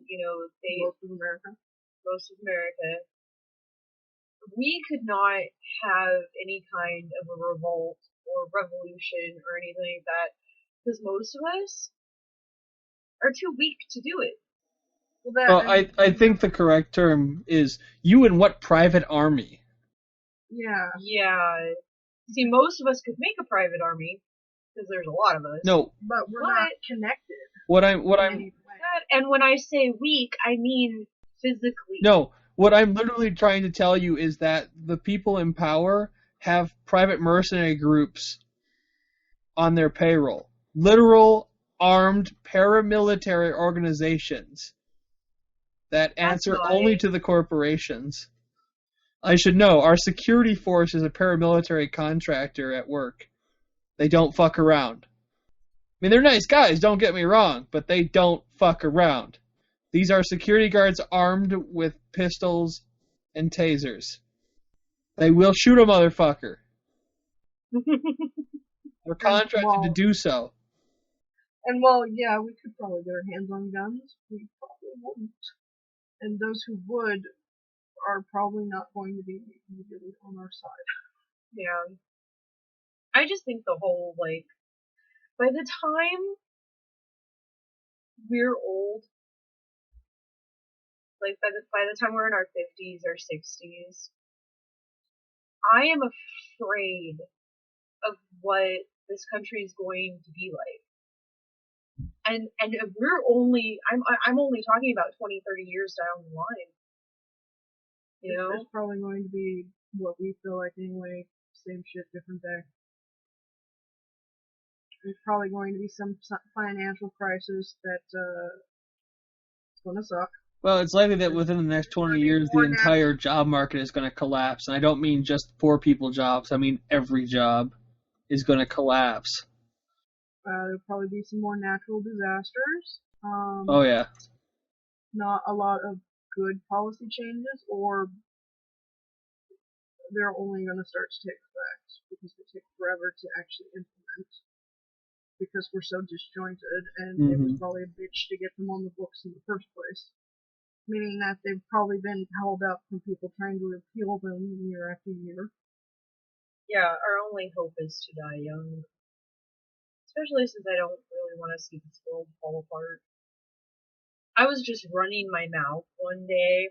One of the older ladies was outside well, she wasn't smoking, but she was outside talking to us. And she looks at me and she's like, "You're so young. Why do you smoke?" And I'm like, "Are you kidding? I don't want to live to be 100. I don't want to see what this world looks like. And I have no reason to grow old." And she goes, "Well, aren't you saying that you have, like, nieces and nephews?" And I'm like, "Yes, they have their parents. Let their parents worry about living to be 100. My niece and nephew know me well enough that when they get older and I actually explain to them the same thing that I am explaining to you, that I don't give a shit if I die at 50. I don't give a shit if I die at 60. I really don't. They will understand. Hell, when my niece starts understanding this world and everything, she'll probably agree with me. Well, yeah, your niece comes from a poor family that has far too many children. Mm-hmm. She will always understand needing and wanting. But She got her kids she to it, is right? happy. Yes. But my niece is happy. She has little ones that she gets to take care of. She's big sister. Everyone loves her. And you know what? She will probably be smart enough to not have to really need anything. She'll probably get a scholarship. She'll Probably be able won't. to keep it. Probably won't. Scholarships are few and far between now, mostly sports related, and if you get hurt, you lose it. You No, can still you get don't. scholarships from your entertainment, from your You actually employees. don't lose it. You don't anymore? No, Aren't there because they have a rule that they put in place in the last 5 years that you can be Really? injured and they'll take you off, like you're not on the team, you're like on the disabled list, and so you don't count towards their total player count. So you get to keep your scholarship and go to school, but you're not playing anymore if you're permanently injured where you can't play. Well, that's good. So they don't have to like toss you aside so they can get somebody for the team. But still, even if she gets a scholarship, what's the point of going to school? She's not going to be able to get a job. Well, school these days, school has nothing to do with getting a job. It's just another step in the road to getting a career. Although it definitely That, helps. and if she gets a scholarship, it depends on the field. And even if she gets a scholarship, she's still going to have to abide by the standards of the scholarship, which she might not be able to do, depending on this and that, because she'll probably still be having to take care of her siblings. And she's technically a minority, so job market's going to suck for her anyway. Not if she still lives in California. It depends on where in California, it depends on what field she goes into, and statistically she's still going to be fucked. Because she does not look white enough. She's also going to be discriminated by minorities because she looks whiter than them. Again, maybe not in certain places in California. But at the same Or a time, lot of places are like, because she has a really easy time learning. She'll be perfectly fine learning a second language. She learns Spanish along with her English. well, She could probably walk in and get like anything. you're basing it by today's job market standards. That might not be the same. But you might have an influx of a different language. Spanish is actually starting to die out in California because people our age, slightly older and younger, don't really speak it anymore. So it's not so much of a necessity, and it would depend again on where in California. This is northern California. If you move south, maybe. I want to move more northern California. They don't. They are horribly Republican and racist. Is there somewhere in between where one I can like the majority of people actually speak English? You're living in it. Majority, statistically, in fact, I think currently the city has more Asian languages than Spanish. Spend a day at Walmart. You're going based off in my one shoes. event, based off what you see. That's anecdotal. That's not reality. Okay, my statistics, how I feel. That's anecdotal. It's not reality. That's my subjective, reality. not objective evidence. Yeah. It's my reality. Well, it doesn't my matter. reality is Kiki and I reject your reality and substitute our own. Yeah, most people here speak English and at least second because we're further north. This is really like our town is pretty liberal, but not super liberal, but we're not so far south that liberal doesn't mean something else. Nor are we very close to Mexico, but we're also not so close to the border that we're that stereotype. The border being the sea, sorry, but we're not so close to the other state borders that we're that stereotype. We're literally like almost in the middle. Okay.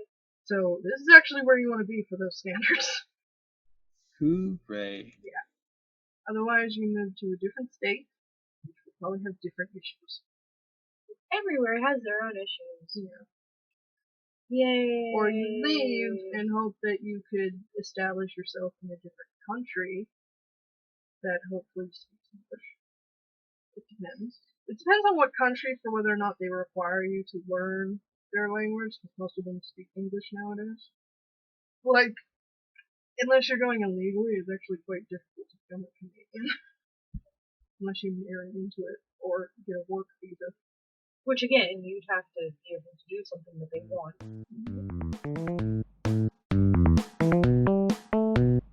Up next, part 4.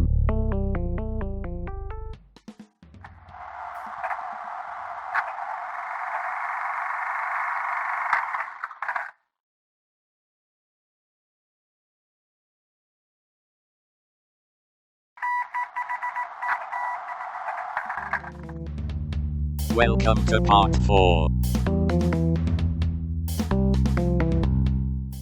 Well, this hasn't been like the darkest episode ever.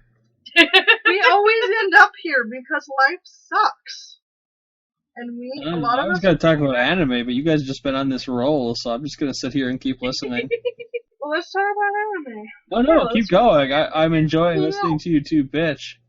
No, because I'm sad now. Let's talk about You're Under Arrest. I'm really enjoying that show and very happy that I finally got to watch it.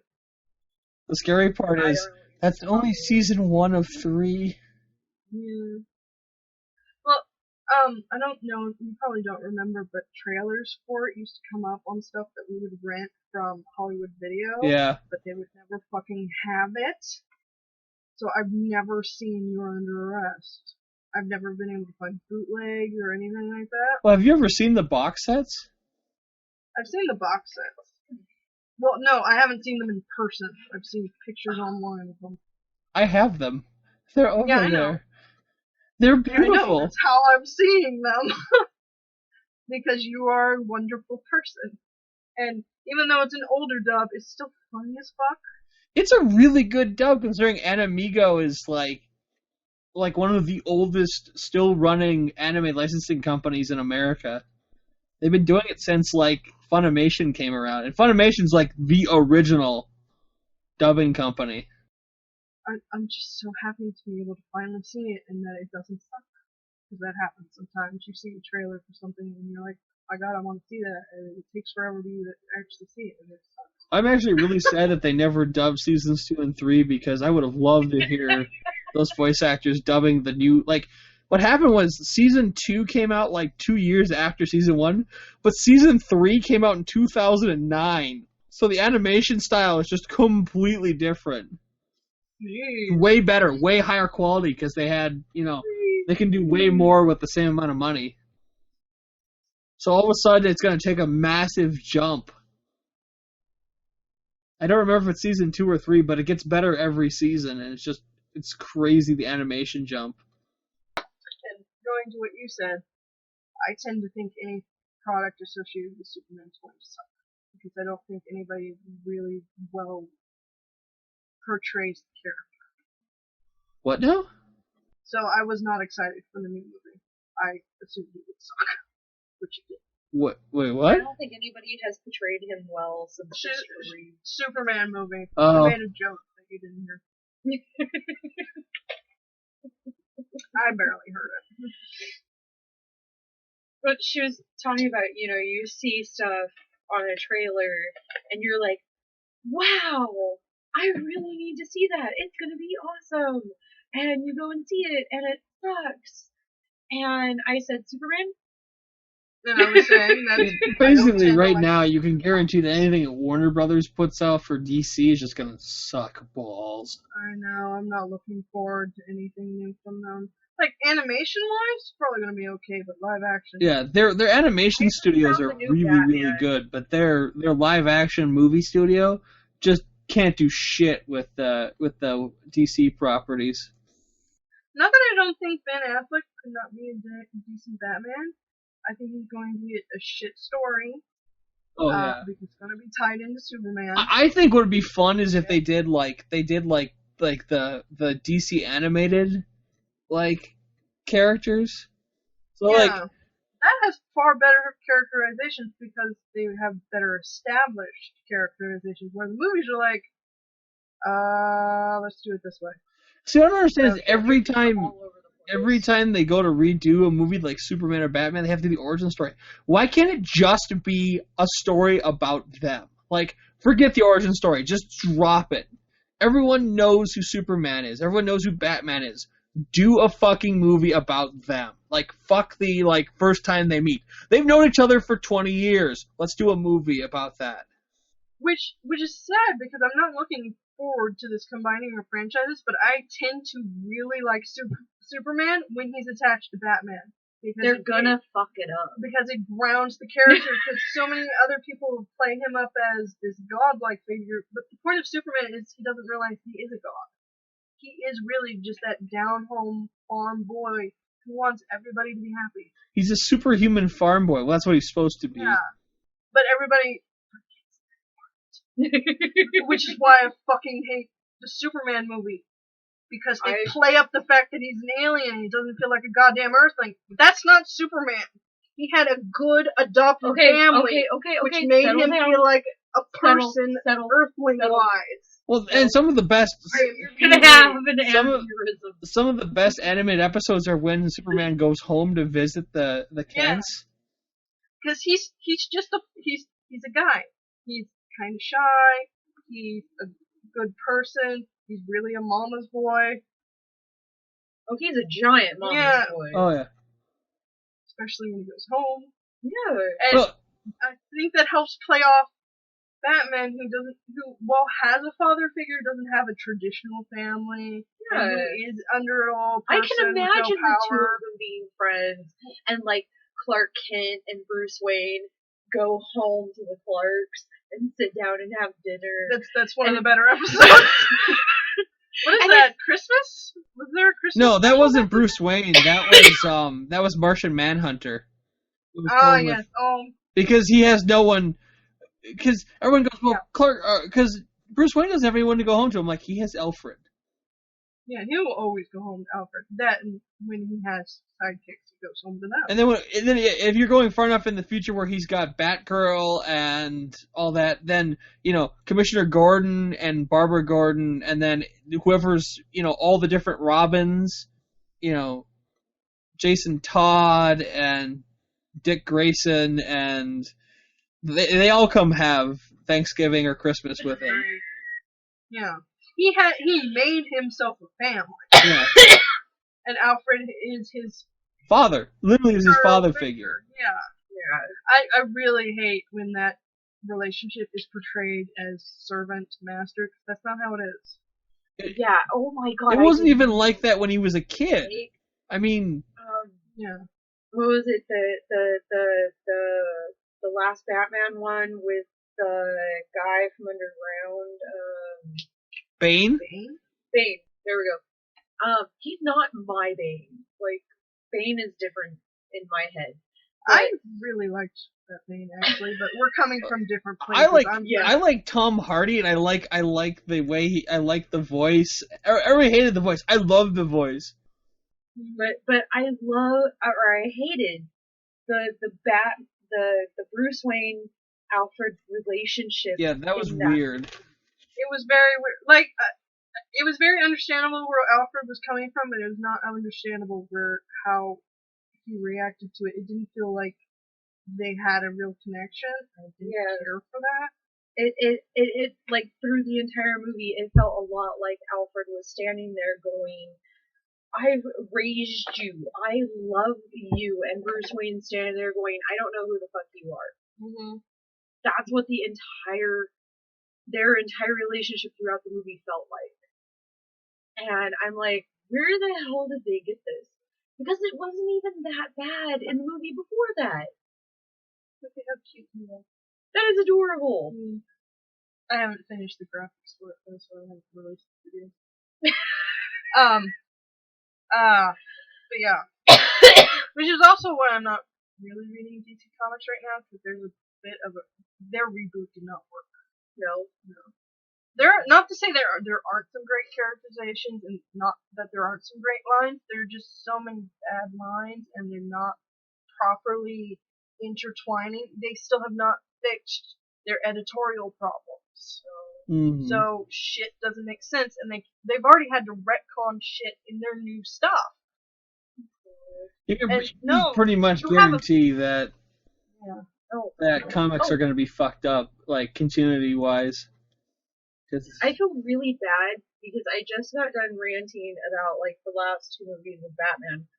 I still haven't seen the last 2 Superman movies. I actually have not seen a Superman movie.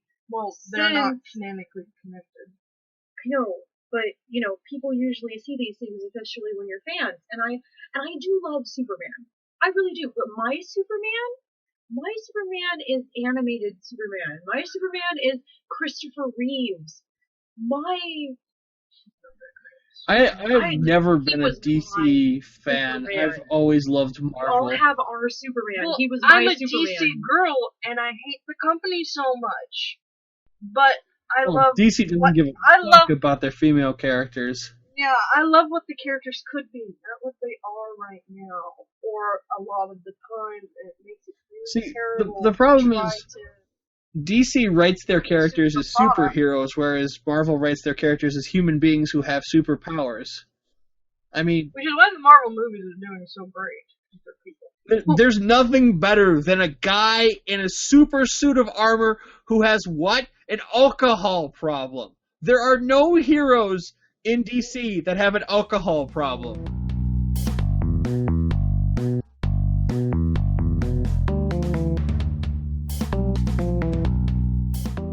What was the last one you saw? I don't remember because I only saw it once. Well, did you see the Avengers? Yes. Did you see Iron Man 3? I'm going to say no. So then you probably haven't seen Thor 2. No. Thor 2 was amazing. And I'd love to see Thor 2 just with a little, somebody told me that Kat Dennings' character has, like, almost nothing. And she just has, like, little tiny clips here and there, and, like, yeah, she hardly ever shows up in it, and I'm like, I'm going to watch it just for those little glimpses of her, because I love Kat Dennings. If I could just walk up to Kat Dennings, like, I think she is hot. She is just, if I was a lesbian, totally, right? But I have read stuff that, like, interviews that she's done. She had this little kind of web show thing that you could watch on YouTube where she would talk. I love her as a person. She's an awesome person. I feel like I could be, like, her best friend. And, like, that's why I try really hard to watch the stuff that she's in, because I really like her as a person, and then she's an awesome actress. Well, her character has a small role, so that's why she's not on the screen a lot for that. I know, she hasn't really been doing much of anything besides Two Broke Girls, which became a shitty show, which is sad. It's not her fault. Though. Yeah, but and obviously you haven't seen her to Winter do Soldier more. because it only recently came out. I want her to do more. I want her to be out there. I know. Well, maybe she only did like 2 teenage movies, and then like. You know what I want to know? What? Speaking of people who were around and just kind of disappeared off the face of, what the hell happened to Louis Black? He was huge for years. He just kind of poof gone. He got a bit old. Who? The comedian who yelled a lot. I don't watch a lot of comedy. I know you've seen him, but I don't think you would remember him. Okay. He had tons of specials. He was on TV, and then all of a sudden he's just. I don't watch television. I mean, like. I watch TV in the sense that somebody tells me, oh, there's this really cool TV show, and I'm like, okay, let's go to Hulu.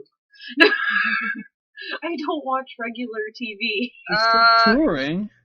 He's a voice in a movie for 2015. Or is that he's got a new special coming out on Epic on the 2nd of May. That's cool. He is 65, so you got a good point about him getting old. Can I see a picture?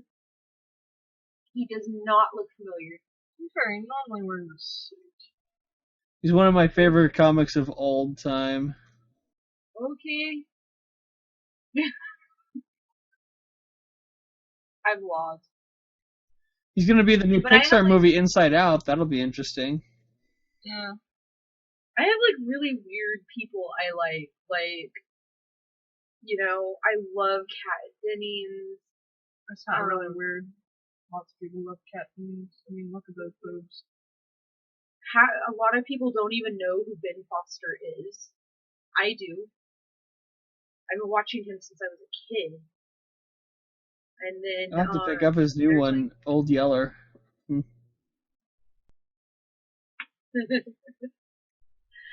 I own Black on Broadway. I just like him because the one I have was the one he recorded when he was here, and he goes, "So I just flew into Minneapolis, and all I'm thinking is, fuck, it's cold. Fuck, it's cold. Fuck, it's cold. It's the kind of cold where you look at a polar bear and go, brrr. It's 50 fucking degrees below zero, and you fuckers are walking around in goddamn shorts and t-shirts, and I just keep thinking, Jesus Christ, they've lost their goddamn minds." And that's something coming from a Jew. I may be paraphrasing a little bit, but that was pretty much the opening lines from his I think Stark Raving Black. It might be Black on Broadway. But yeah, surprisingly, You're Under Arrest really holds up well considering it's a show from the early 90s. On a complete side note. Going back to where we started. Yeah. I keep meaning to come back to it, but I keep going off on tangents. Well, a lot of things make angry. Angry it makes. Surprisingly, I always consider myself an angry person, but you guys seem way angrier than I do by a long shot. I am very passionate. Oh, is that what they call blind fury? Ditto. Yes. Well, especially when I'm out and about, I don't tend to say much because I don't feel like there's much to say, but when I want to say it, I'm going to fucking say it. I should insert some joke about a captive audience, but too much work. You cannot run away from me. I would say I know where you live, but I don't know the state you live in. What now? Nothing. Oh, okay. That's what I thought. Absolutely nothing. I have no idea what's going on.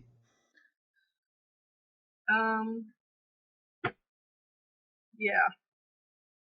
I can't seem to focus on any given anime. I'm watching like 4 different things at once right now, and none of them actively. We gotta watch Kill la Kill.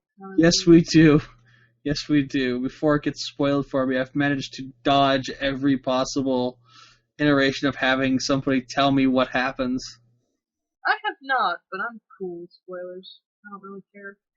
Well, it's not very often that I get to watch a show like that, so I'm trying to avoid all the shit that gives away what's going on.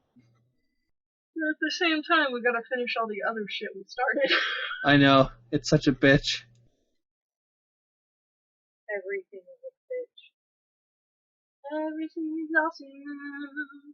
Everything is cool when you're a part of the team. I really need to see that movie. There's a movie that has that. The Lego movie. The Lego movie. Yeah, I missed that in theaters. I regret that now, kind of. I think it comes out in June or something. Maybe it was July. Okay. One of my favorite people has like nothing going on. Well, some people don't get back into work for whatever reason. Some people aren't done with their money and make enough to live on without having to do more work. And then other people, go, oh, my SAG benefits are about to lapse. Where's that shitty movie? I'm sorry, what? We were talking about how it works to be an actor. Yes. Something about the industry. Yes, which is why people do shitty things. Either it's to fulfill a contract they owe someone, or they need SAG benefits, or rent paid. You gotta work to get SAG benefits. Oh, yes. Oh. It may be shitty, but it doesn't matter to them. You did something. So many times I go back and forth between being happy and being sad that I was never out in any kind of industry like that. When I was growing up, when I was a kid, like an older kid, younger teenager, I wanted to be an actress for some reason. Because women are socialists. I guess. I also thought I'd be pretty good at it. And every once in a while, I'm like, yeah, I could do that. I think I'd have fun with that. And then I'd be like, oh, no. Everyone would hate me. I'm okay with that. What are we talking about? We were just talking about anime and acting. Oh, I need to watch more anime, but I have no attention span, and thus it just sits and stares at me, going, Cupcake, you fool, you will never finish me! I gotta catch up on my reading, too. That's all I've been doing recently. There are just some days where I cannot even wear my glasses, though. That's There's most days- days. I'm like, hey, Kiki. She's like, I have to go lay down. My face hurts. Kiki has signed off. I can only hope that this will be better when I can have my surgery. But at the other time, or on the other side of it, wow. It's like, will it? Yeah, you have to live long enough to draw my next tattoo. I have to live long enough to get the help I need to live longer. I know I've got my dad's genes in me, so I'm clearly too stubborn, but at the same time, holy fuck, hurry it up. I am surprised I am passing the semester, because I have missed so much class. It's lucky that A, one of my classes are online, so I don't have like a scheduled time I have to be there, and B, my other two teachers know what's going on, and they don't care if I'm in class or not as long as I do the assignment. So, I got really bonus there, and the fact that I managed to get math out of the way last semester. Fuck you, math. But now, if next semester you could just have all your classes online, I don't have a next semester. Perfect. Why? Because I'm not going to school until I can get fixed. This is my last semester at WCC unless I fail a class. But then after that, I was going to go to the online school. But I have to put that on hold because I can barely handle these classes. And that school, I actually have to pay money and get loans to, and I'm not doing that until I can actually do the classes. Okay.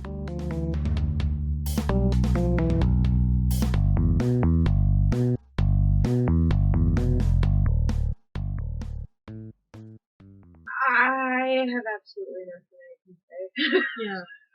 Like, I chose an online school so that, you know, my inability to go to a class would be better alleviated, but I can't sit in my chair most of the time. And that makes it really difficult to do shit. Which is why I have a mountain of videos that have not been touched, because I can't sit here long enough to do them. Or if I'm sitting here, I'm stoned out of my gourd and can't do them. Yeah, I can't say anything because it's just gonna sound like condescending if I sit here and go, "Oh, you'll be fine. Everything will work out perfectly." And you know, if I'm the dark cloud, then who the fuck wants to be around that? I'm supposed to be the dark cloud. Stop taking my rules, bitch. Yeah, no, we switched a while ago because you turned into the optimistic one. I have to be optimistic or else I'll kill myself. Exactly. And so, there's nothing left for me to say. Mm-hmm. I have learned. I could try. Would you like me to try? I have learned well from my father. You bitch a little, at the same time, you gotta think about the people you're here for. Otherwise, you're gonna shoot yourself in the head. Yeah, we all need you to be, you know, condescending bitch, because then the rest of us don't have to think bad thoughts. Okay, that's all I'm here for. High five. That's your part. I got nothing. Hey, at least I can still have some form of sex occasionally. Maybe once every few months. Ooh, I managed twice this month. Woohoo! Sorry. I'll just leave it. Poor husband! Yes. Sure, let's ignore the fact that I was stoned each time, but it was still within my consent and was my idea. Hey, honey, in about a half an hour, I should be completely stoned out of my mind. Well, no, Just take I advantage. I feel terrible because he's like, it does feel like I'm taking advantage, and I have to remind them that I may be stoned, but I'm still within my ability to say no. Plus, you And it escaped was my- prior. Let's be dead honest, Kiki. Live Theoretically, if you're capable of performing sex acts, you're not saying no. Yeah. It's- Well, it's as close to sex as I can get. Yeah. What I'm saying is if I offered you a pill that would give you half an hour where nothing would hurt and you could do whatever the hell you wanted sexually, you It would be so much sex. yeah. You would So bang much. his ever living brains out. There For would half Yes. an hour. There would be actual fucking intercourse.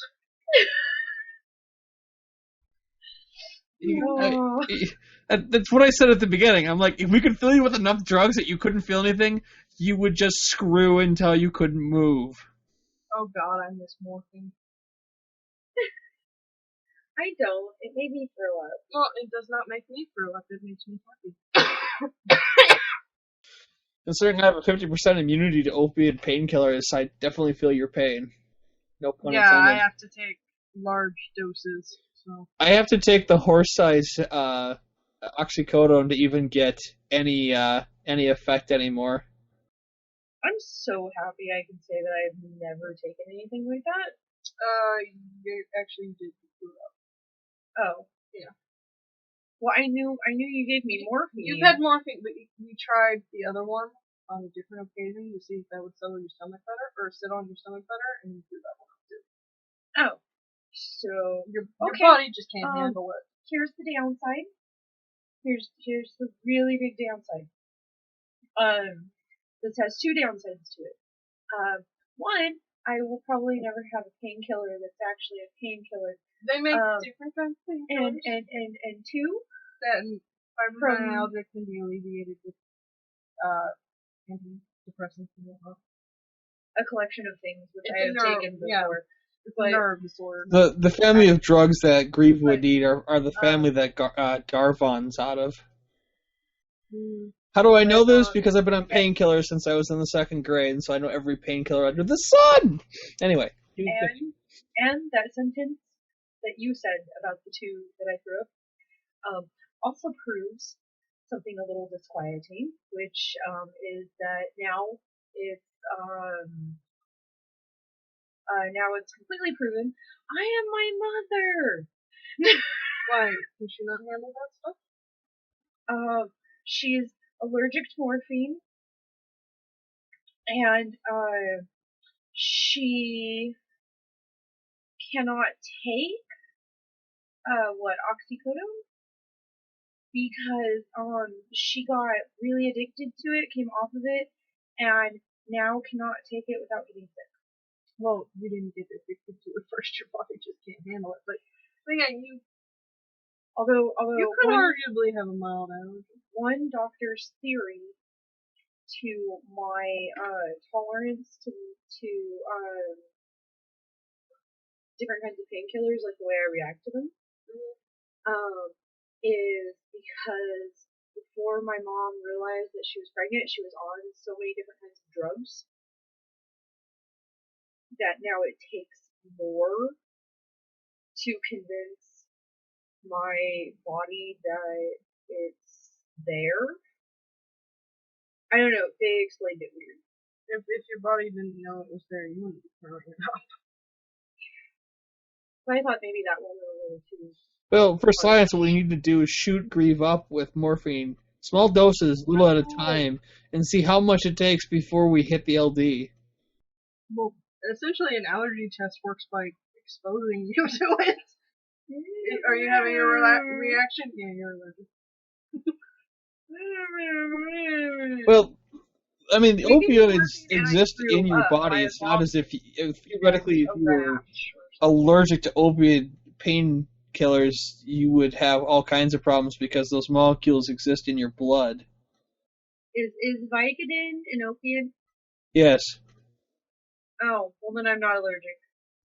Well, Hey, wait. it may be the pill coating that you can't handle. It could be the filler. It can be a lot of things. Yeah. Although Vicodin doesn't work for pain. Vicodin makes me go to sleep. Vicodin does that to me too. It does not do anything for pain. It just makes me crash. That's because Vicodin is a muscle relaxer. Which, Like in all honesty, is a good thing. Because if I can sleep through the pain, I don't give a fuck about it. The best thing I've ever seen was my urologist prescribed me as an adult a chemical cocktail, a drug cocktail that was an opioid painkiller, a benzoate or benzoprine muscle relaxer, and basically Vicodin together. And they weren't very high doses of any of the three, but all together, basically, I couldn't feel my insides. This is the end of part 4. Stay tuned for part 5.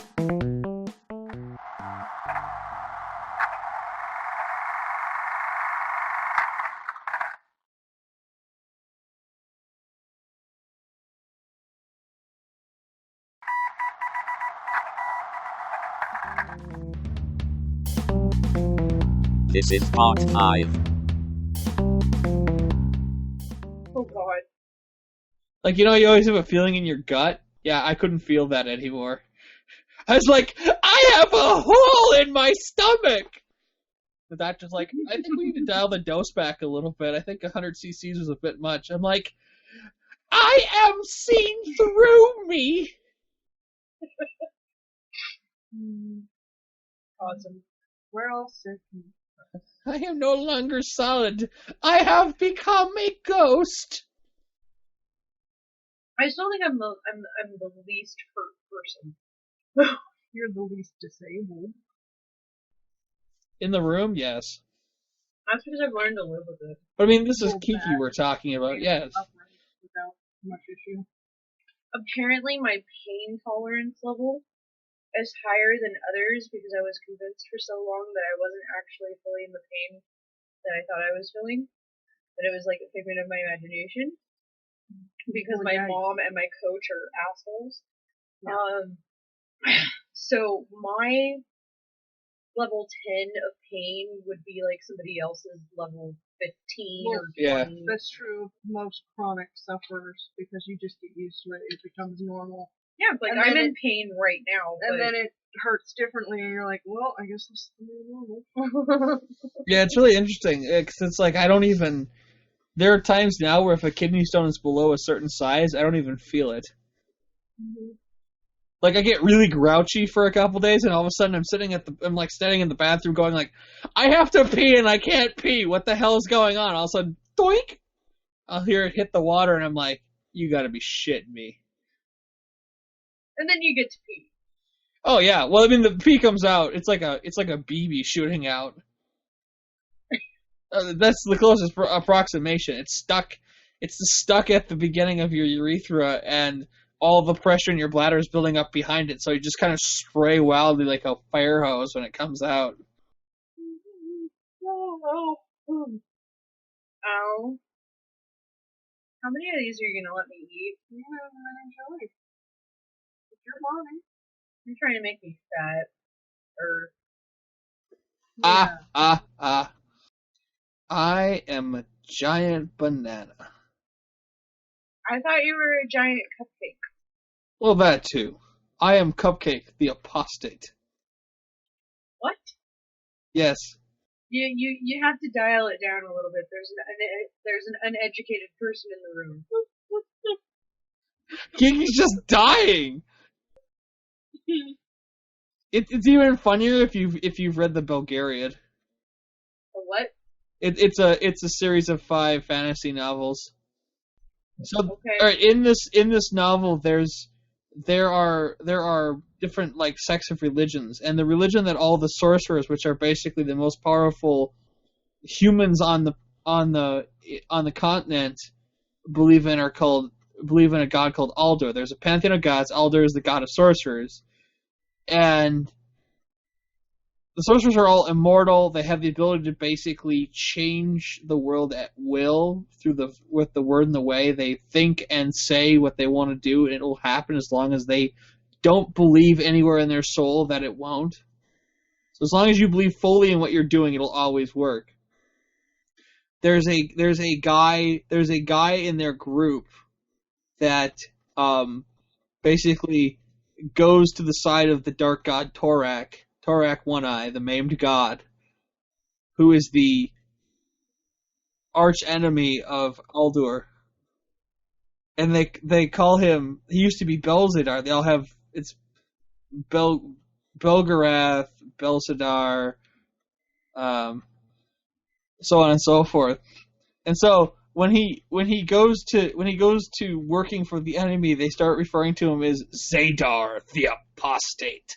An apostate being somebody who actively is not a part of a religion that they were completely indoctrinated to.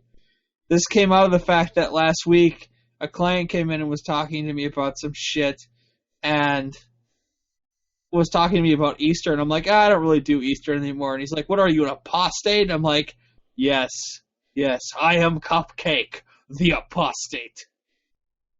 Mini donuts. Now you know. I have cake, you know. Yeah, I know. You were telling me you were making. I may have to go get a piece. I saw you bastards with those mini donuts. I don't want to be fat, Kiki. Don't make me go get a piece of cake. I'm working so hard on my diet, I even cooked myself dinner. It actually isn't a very healthy dinner, but it still tasted good. I have white powder all over me. I've heard that one before. You trying to get us busted, man?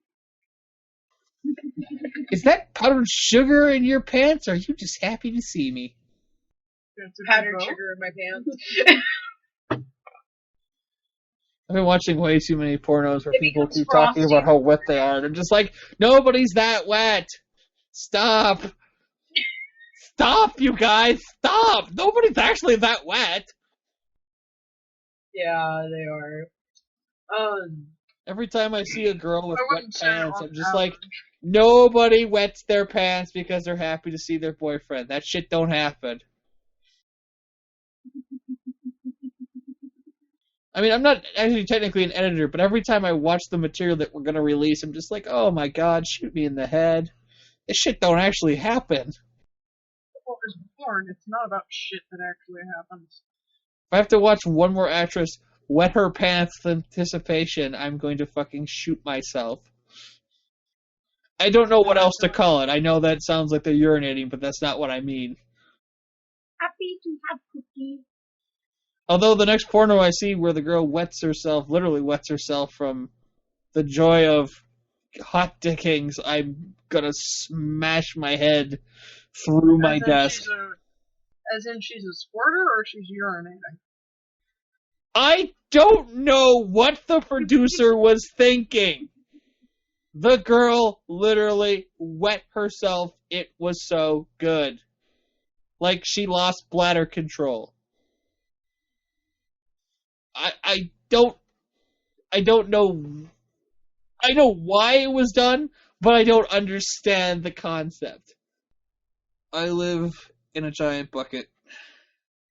That's certainly not on my list of things. I mean, it does unintentionally happen. There's a lot of pressure going on and whatnot, but not as an intentional outcome. I've had to go pee like when we were done. Well, some people don't have that kind of control, or there's just so much going on. It's bound to happen. I think we get excited if I come at all. I think the running concept was that basically he fucked her unconscious, but I'm not real clear on the storyline. If she becomes unconscious, it becomes a crime. No. How is it a crime if you fuck a girl so hard she goes unconscious, as long as it was consensual in the beginning? Because if you keep doing it afterwards, she's unconscious. What if she changed her mind? Well, he fucked her into unconscious. He didn't continue to fuck her unconscious. Well, what if they continue to fuck her after? Well, then yes, she's lost the ability to continue to consent, but... The hope is that if you knocked your girlfriend or wife unconscious from that much lovemaking, that you would stop and go, holy shit, are you alright? Yeah. Clearly she came so hard she passed out. It's porn. It doesn't have to make sense. Yeah. I mean, Jesus Christ, we can simulate rape for God's sake. Don't even ask me how that's legal. I don't know. Because it's simulated. Like, there are a lot of, not a lot, but there are some, essentially, strip bars and whatnot that have simulated sex. Not real sex. They call it, like, rough sex or hard sex. It's not theoretically, quote-unquote, rape, but it's, like, as close as you can possibly get on tape without it actually becoming a sex crime. Mm-hmm. I mean, it's never actually a sex crime because everybody's consenting. It's an act. It's like really raunchy, like, S&M shit where the girl's laughing her ass off after the fact and you're just like, you're either a really good actress or I'm a really stupid consumer. I particularly like those tapes, those videos the best, where they're talking to the girl after they're all done shooting and she's just like got this big shitting grin on her face. Probably because she's getting paid double.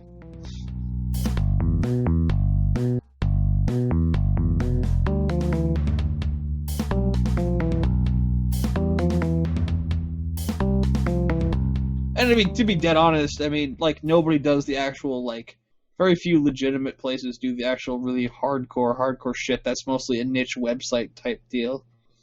You know, it's not actual, like, violence. It's the shit that people can actually consume.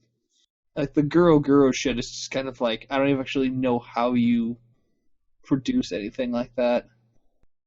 What? Guru, actual violent sex, mostly, well, at least the stuff I consume, mostly involving, like, evisceration or limb cutting off process, sometimes cannibalism. It's like...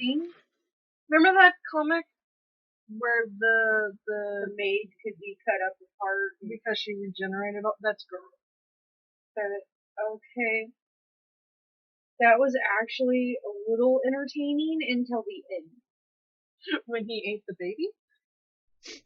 Well, I mean... We don't talk about what was done to the baby, okay? We don't talk about that.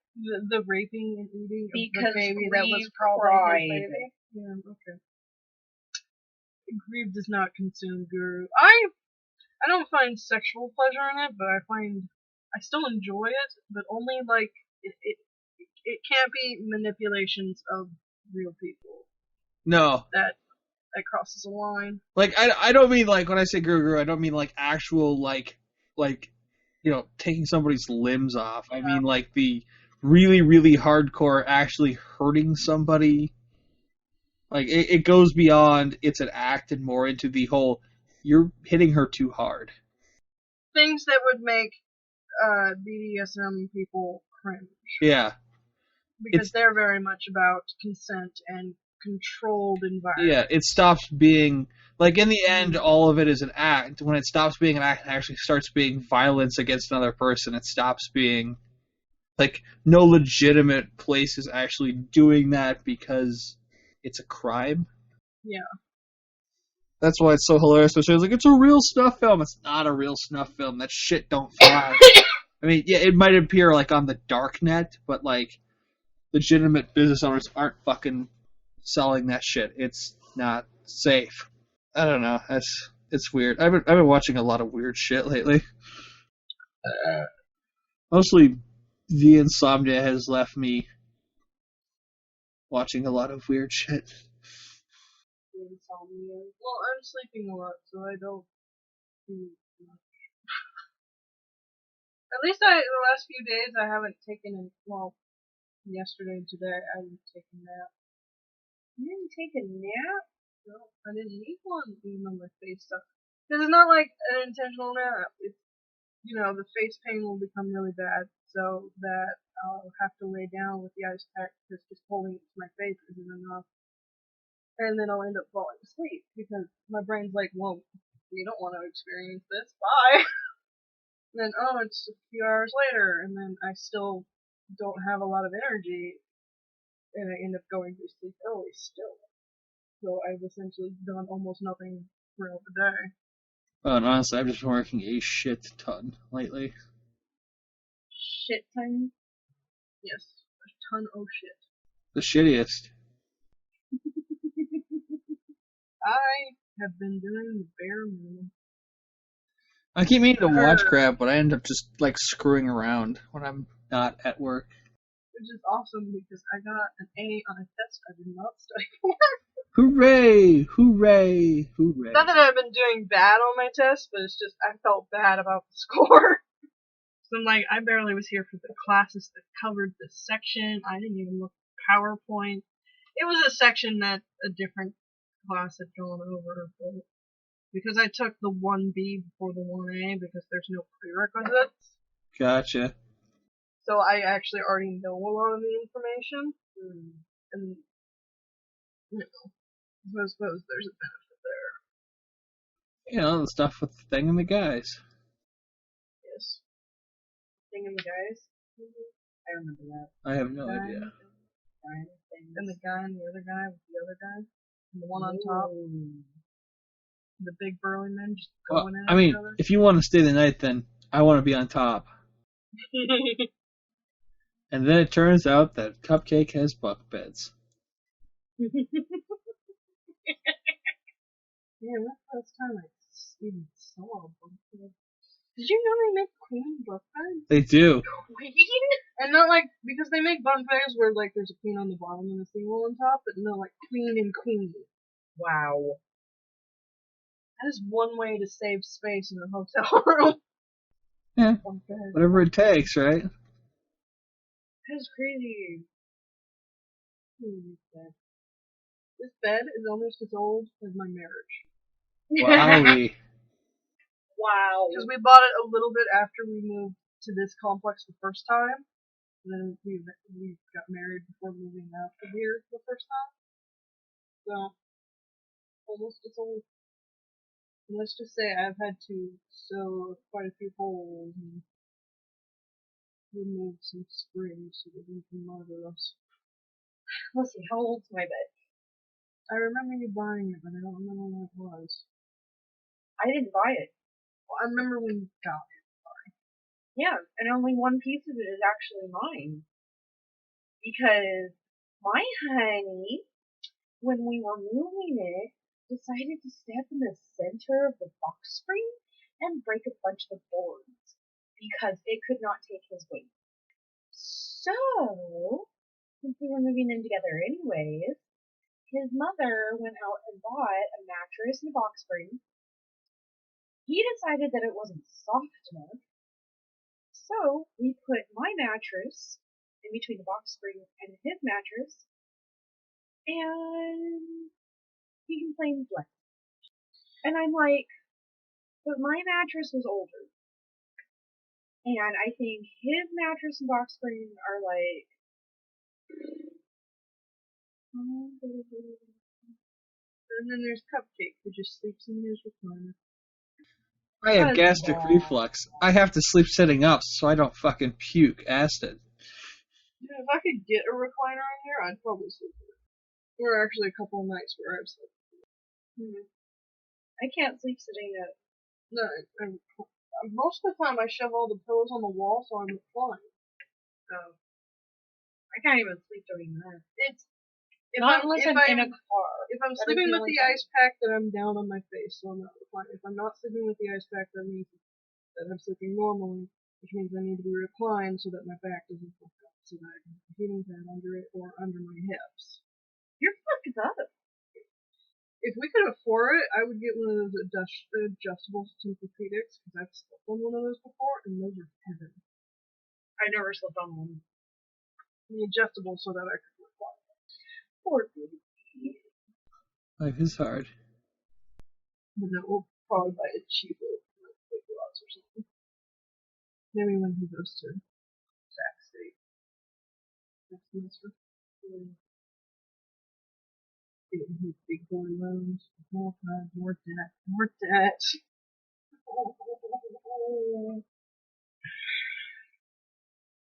Yeah.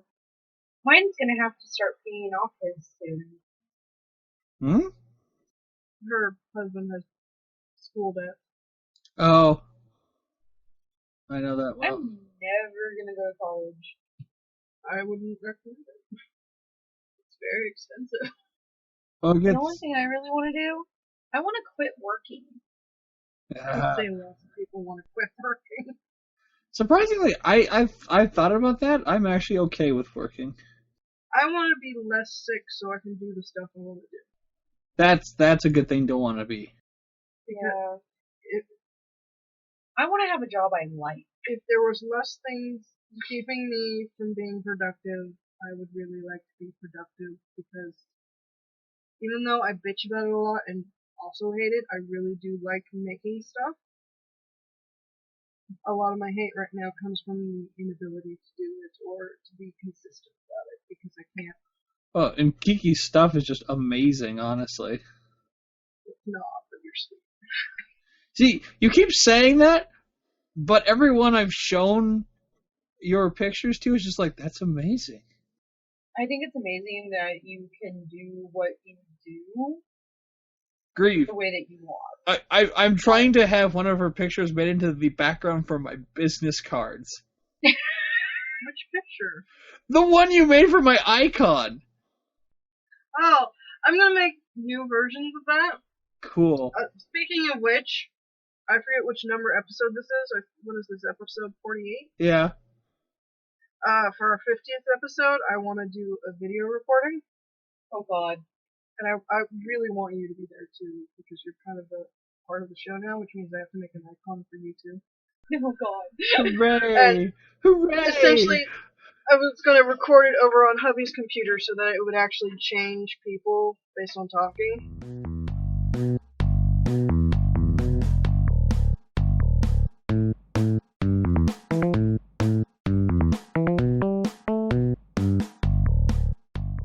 Nice. And cover the little boxes with our icons. Whee! Cover That the my little hair's not boxes? purple anymore. These boxes. Because if it was on his computer, it would be switching back and forth based on where the activity was to what's up here. But because there's only two of us, it only shows him. Because there's no reason for it to show ourselves. Okay, well then, how would it show all of us? You'd just be here, we'd be set a bit better, I'd put the camera in a better spot. It's amazing. It's a mystery of science. If you're gonna cover it with the icons, when it pops up, then, how are you recording ours? It would be recorded over there. You'd be a third person in the chat. Oh, he's over here, we're over there. No, we're over here. I'm just recording it over there. That computer would just be connected to the Hangout. Never mind, you don't have to explain it to me. Alright. She's using his computer as the third person so that it's watching the two of us, our computers talk and going back and forth between us. In all rights, I should be doing that anyway, so I don't have to sync up the audio. I would just pull the single from his. Yeah. But that's too smart. SMRT. Oh, yeah, SMRT. I am so I'm smart. gonna have to wear makeup. That's fine. I can do your makeup almost. Crazy like. Not crazy. Give you Sailor I Moon want to hair. look like a person. Sailor Moon hair. I want to look like a person. Sailor Moon hair. Walls. Person. Still be a person. I'm gonna be all. And you have to wear the fish hat. The world can't not see you without the fish hat. Because I have established that you somehow always wear that fucking hat. I do! Just when it's, And cold. You must prove that it's real. We must have an actual topic. Sure. I had an actual topic, you guys just got going, and I was like, oh, okay, whatever. What was the topic again? I was going to talk about all the anime I've been watching, but you guys were just like so negative, I was like, fuck, I'm just going to sit here and listen. Okay. Talk about the anime. Well, I don't remember what I was going to talk about anymore. That was a couple hours ago. We don't remember Talk about anything. I feel like a kid from fucking Super Solvers right now. Looking at my picture of the fucking thing. And actually, I have to abandon you guys. Really? What? I have to wake up in 6.5 hours. Oh, well, let me ask him one question, let him talk about it for a bit, and then we'll just end the show. Oh, well, I was just gonna let you guys continue. Oh, no, talk about the new one you got, the Magic Club one. It's awesome. I've watched oh, hang on. He's hiding in his hoodie. There he is. There he is. It's awesome. I've only watched 3 episodes of it, but it's really, really funny. It's well written. The English dub is well written, and the voice actors are really good. I mean, really good. What's it actually called again? Magic Users Club. So there's 2 episodes on every disc, which I was surprised to find out. But there are 7 discs. Oh, why can't they have more than 2? I don't know. They make weird choices. Choices are weird. Choices are really, really weird. Okay. And that was whatever episode this is. That episode with the things, the stuff, and the guy. And the words! Don't forget the words! Yes. Word. Word to your mother. Word. And lots of anger and sadness. And Kiki almost exploding. Boom. Which is not fair that I have to be stuck here with her if she's exploding. Or some shit. Boom! Kaboom! Okay then. Thank you once again for listening to the Super Happy Fun Jabbertron Tea Party with Kiki, Bones, and that horrid woman, Breathe. Farewell, you lovely internet beings. Good night, Bones. Good night, Kiki. Hey, Bones! Good night, Grave. Good night, Throw Bar.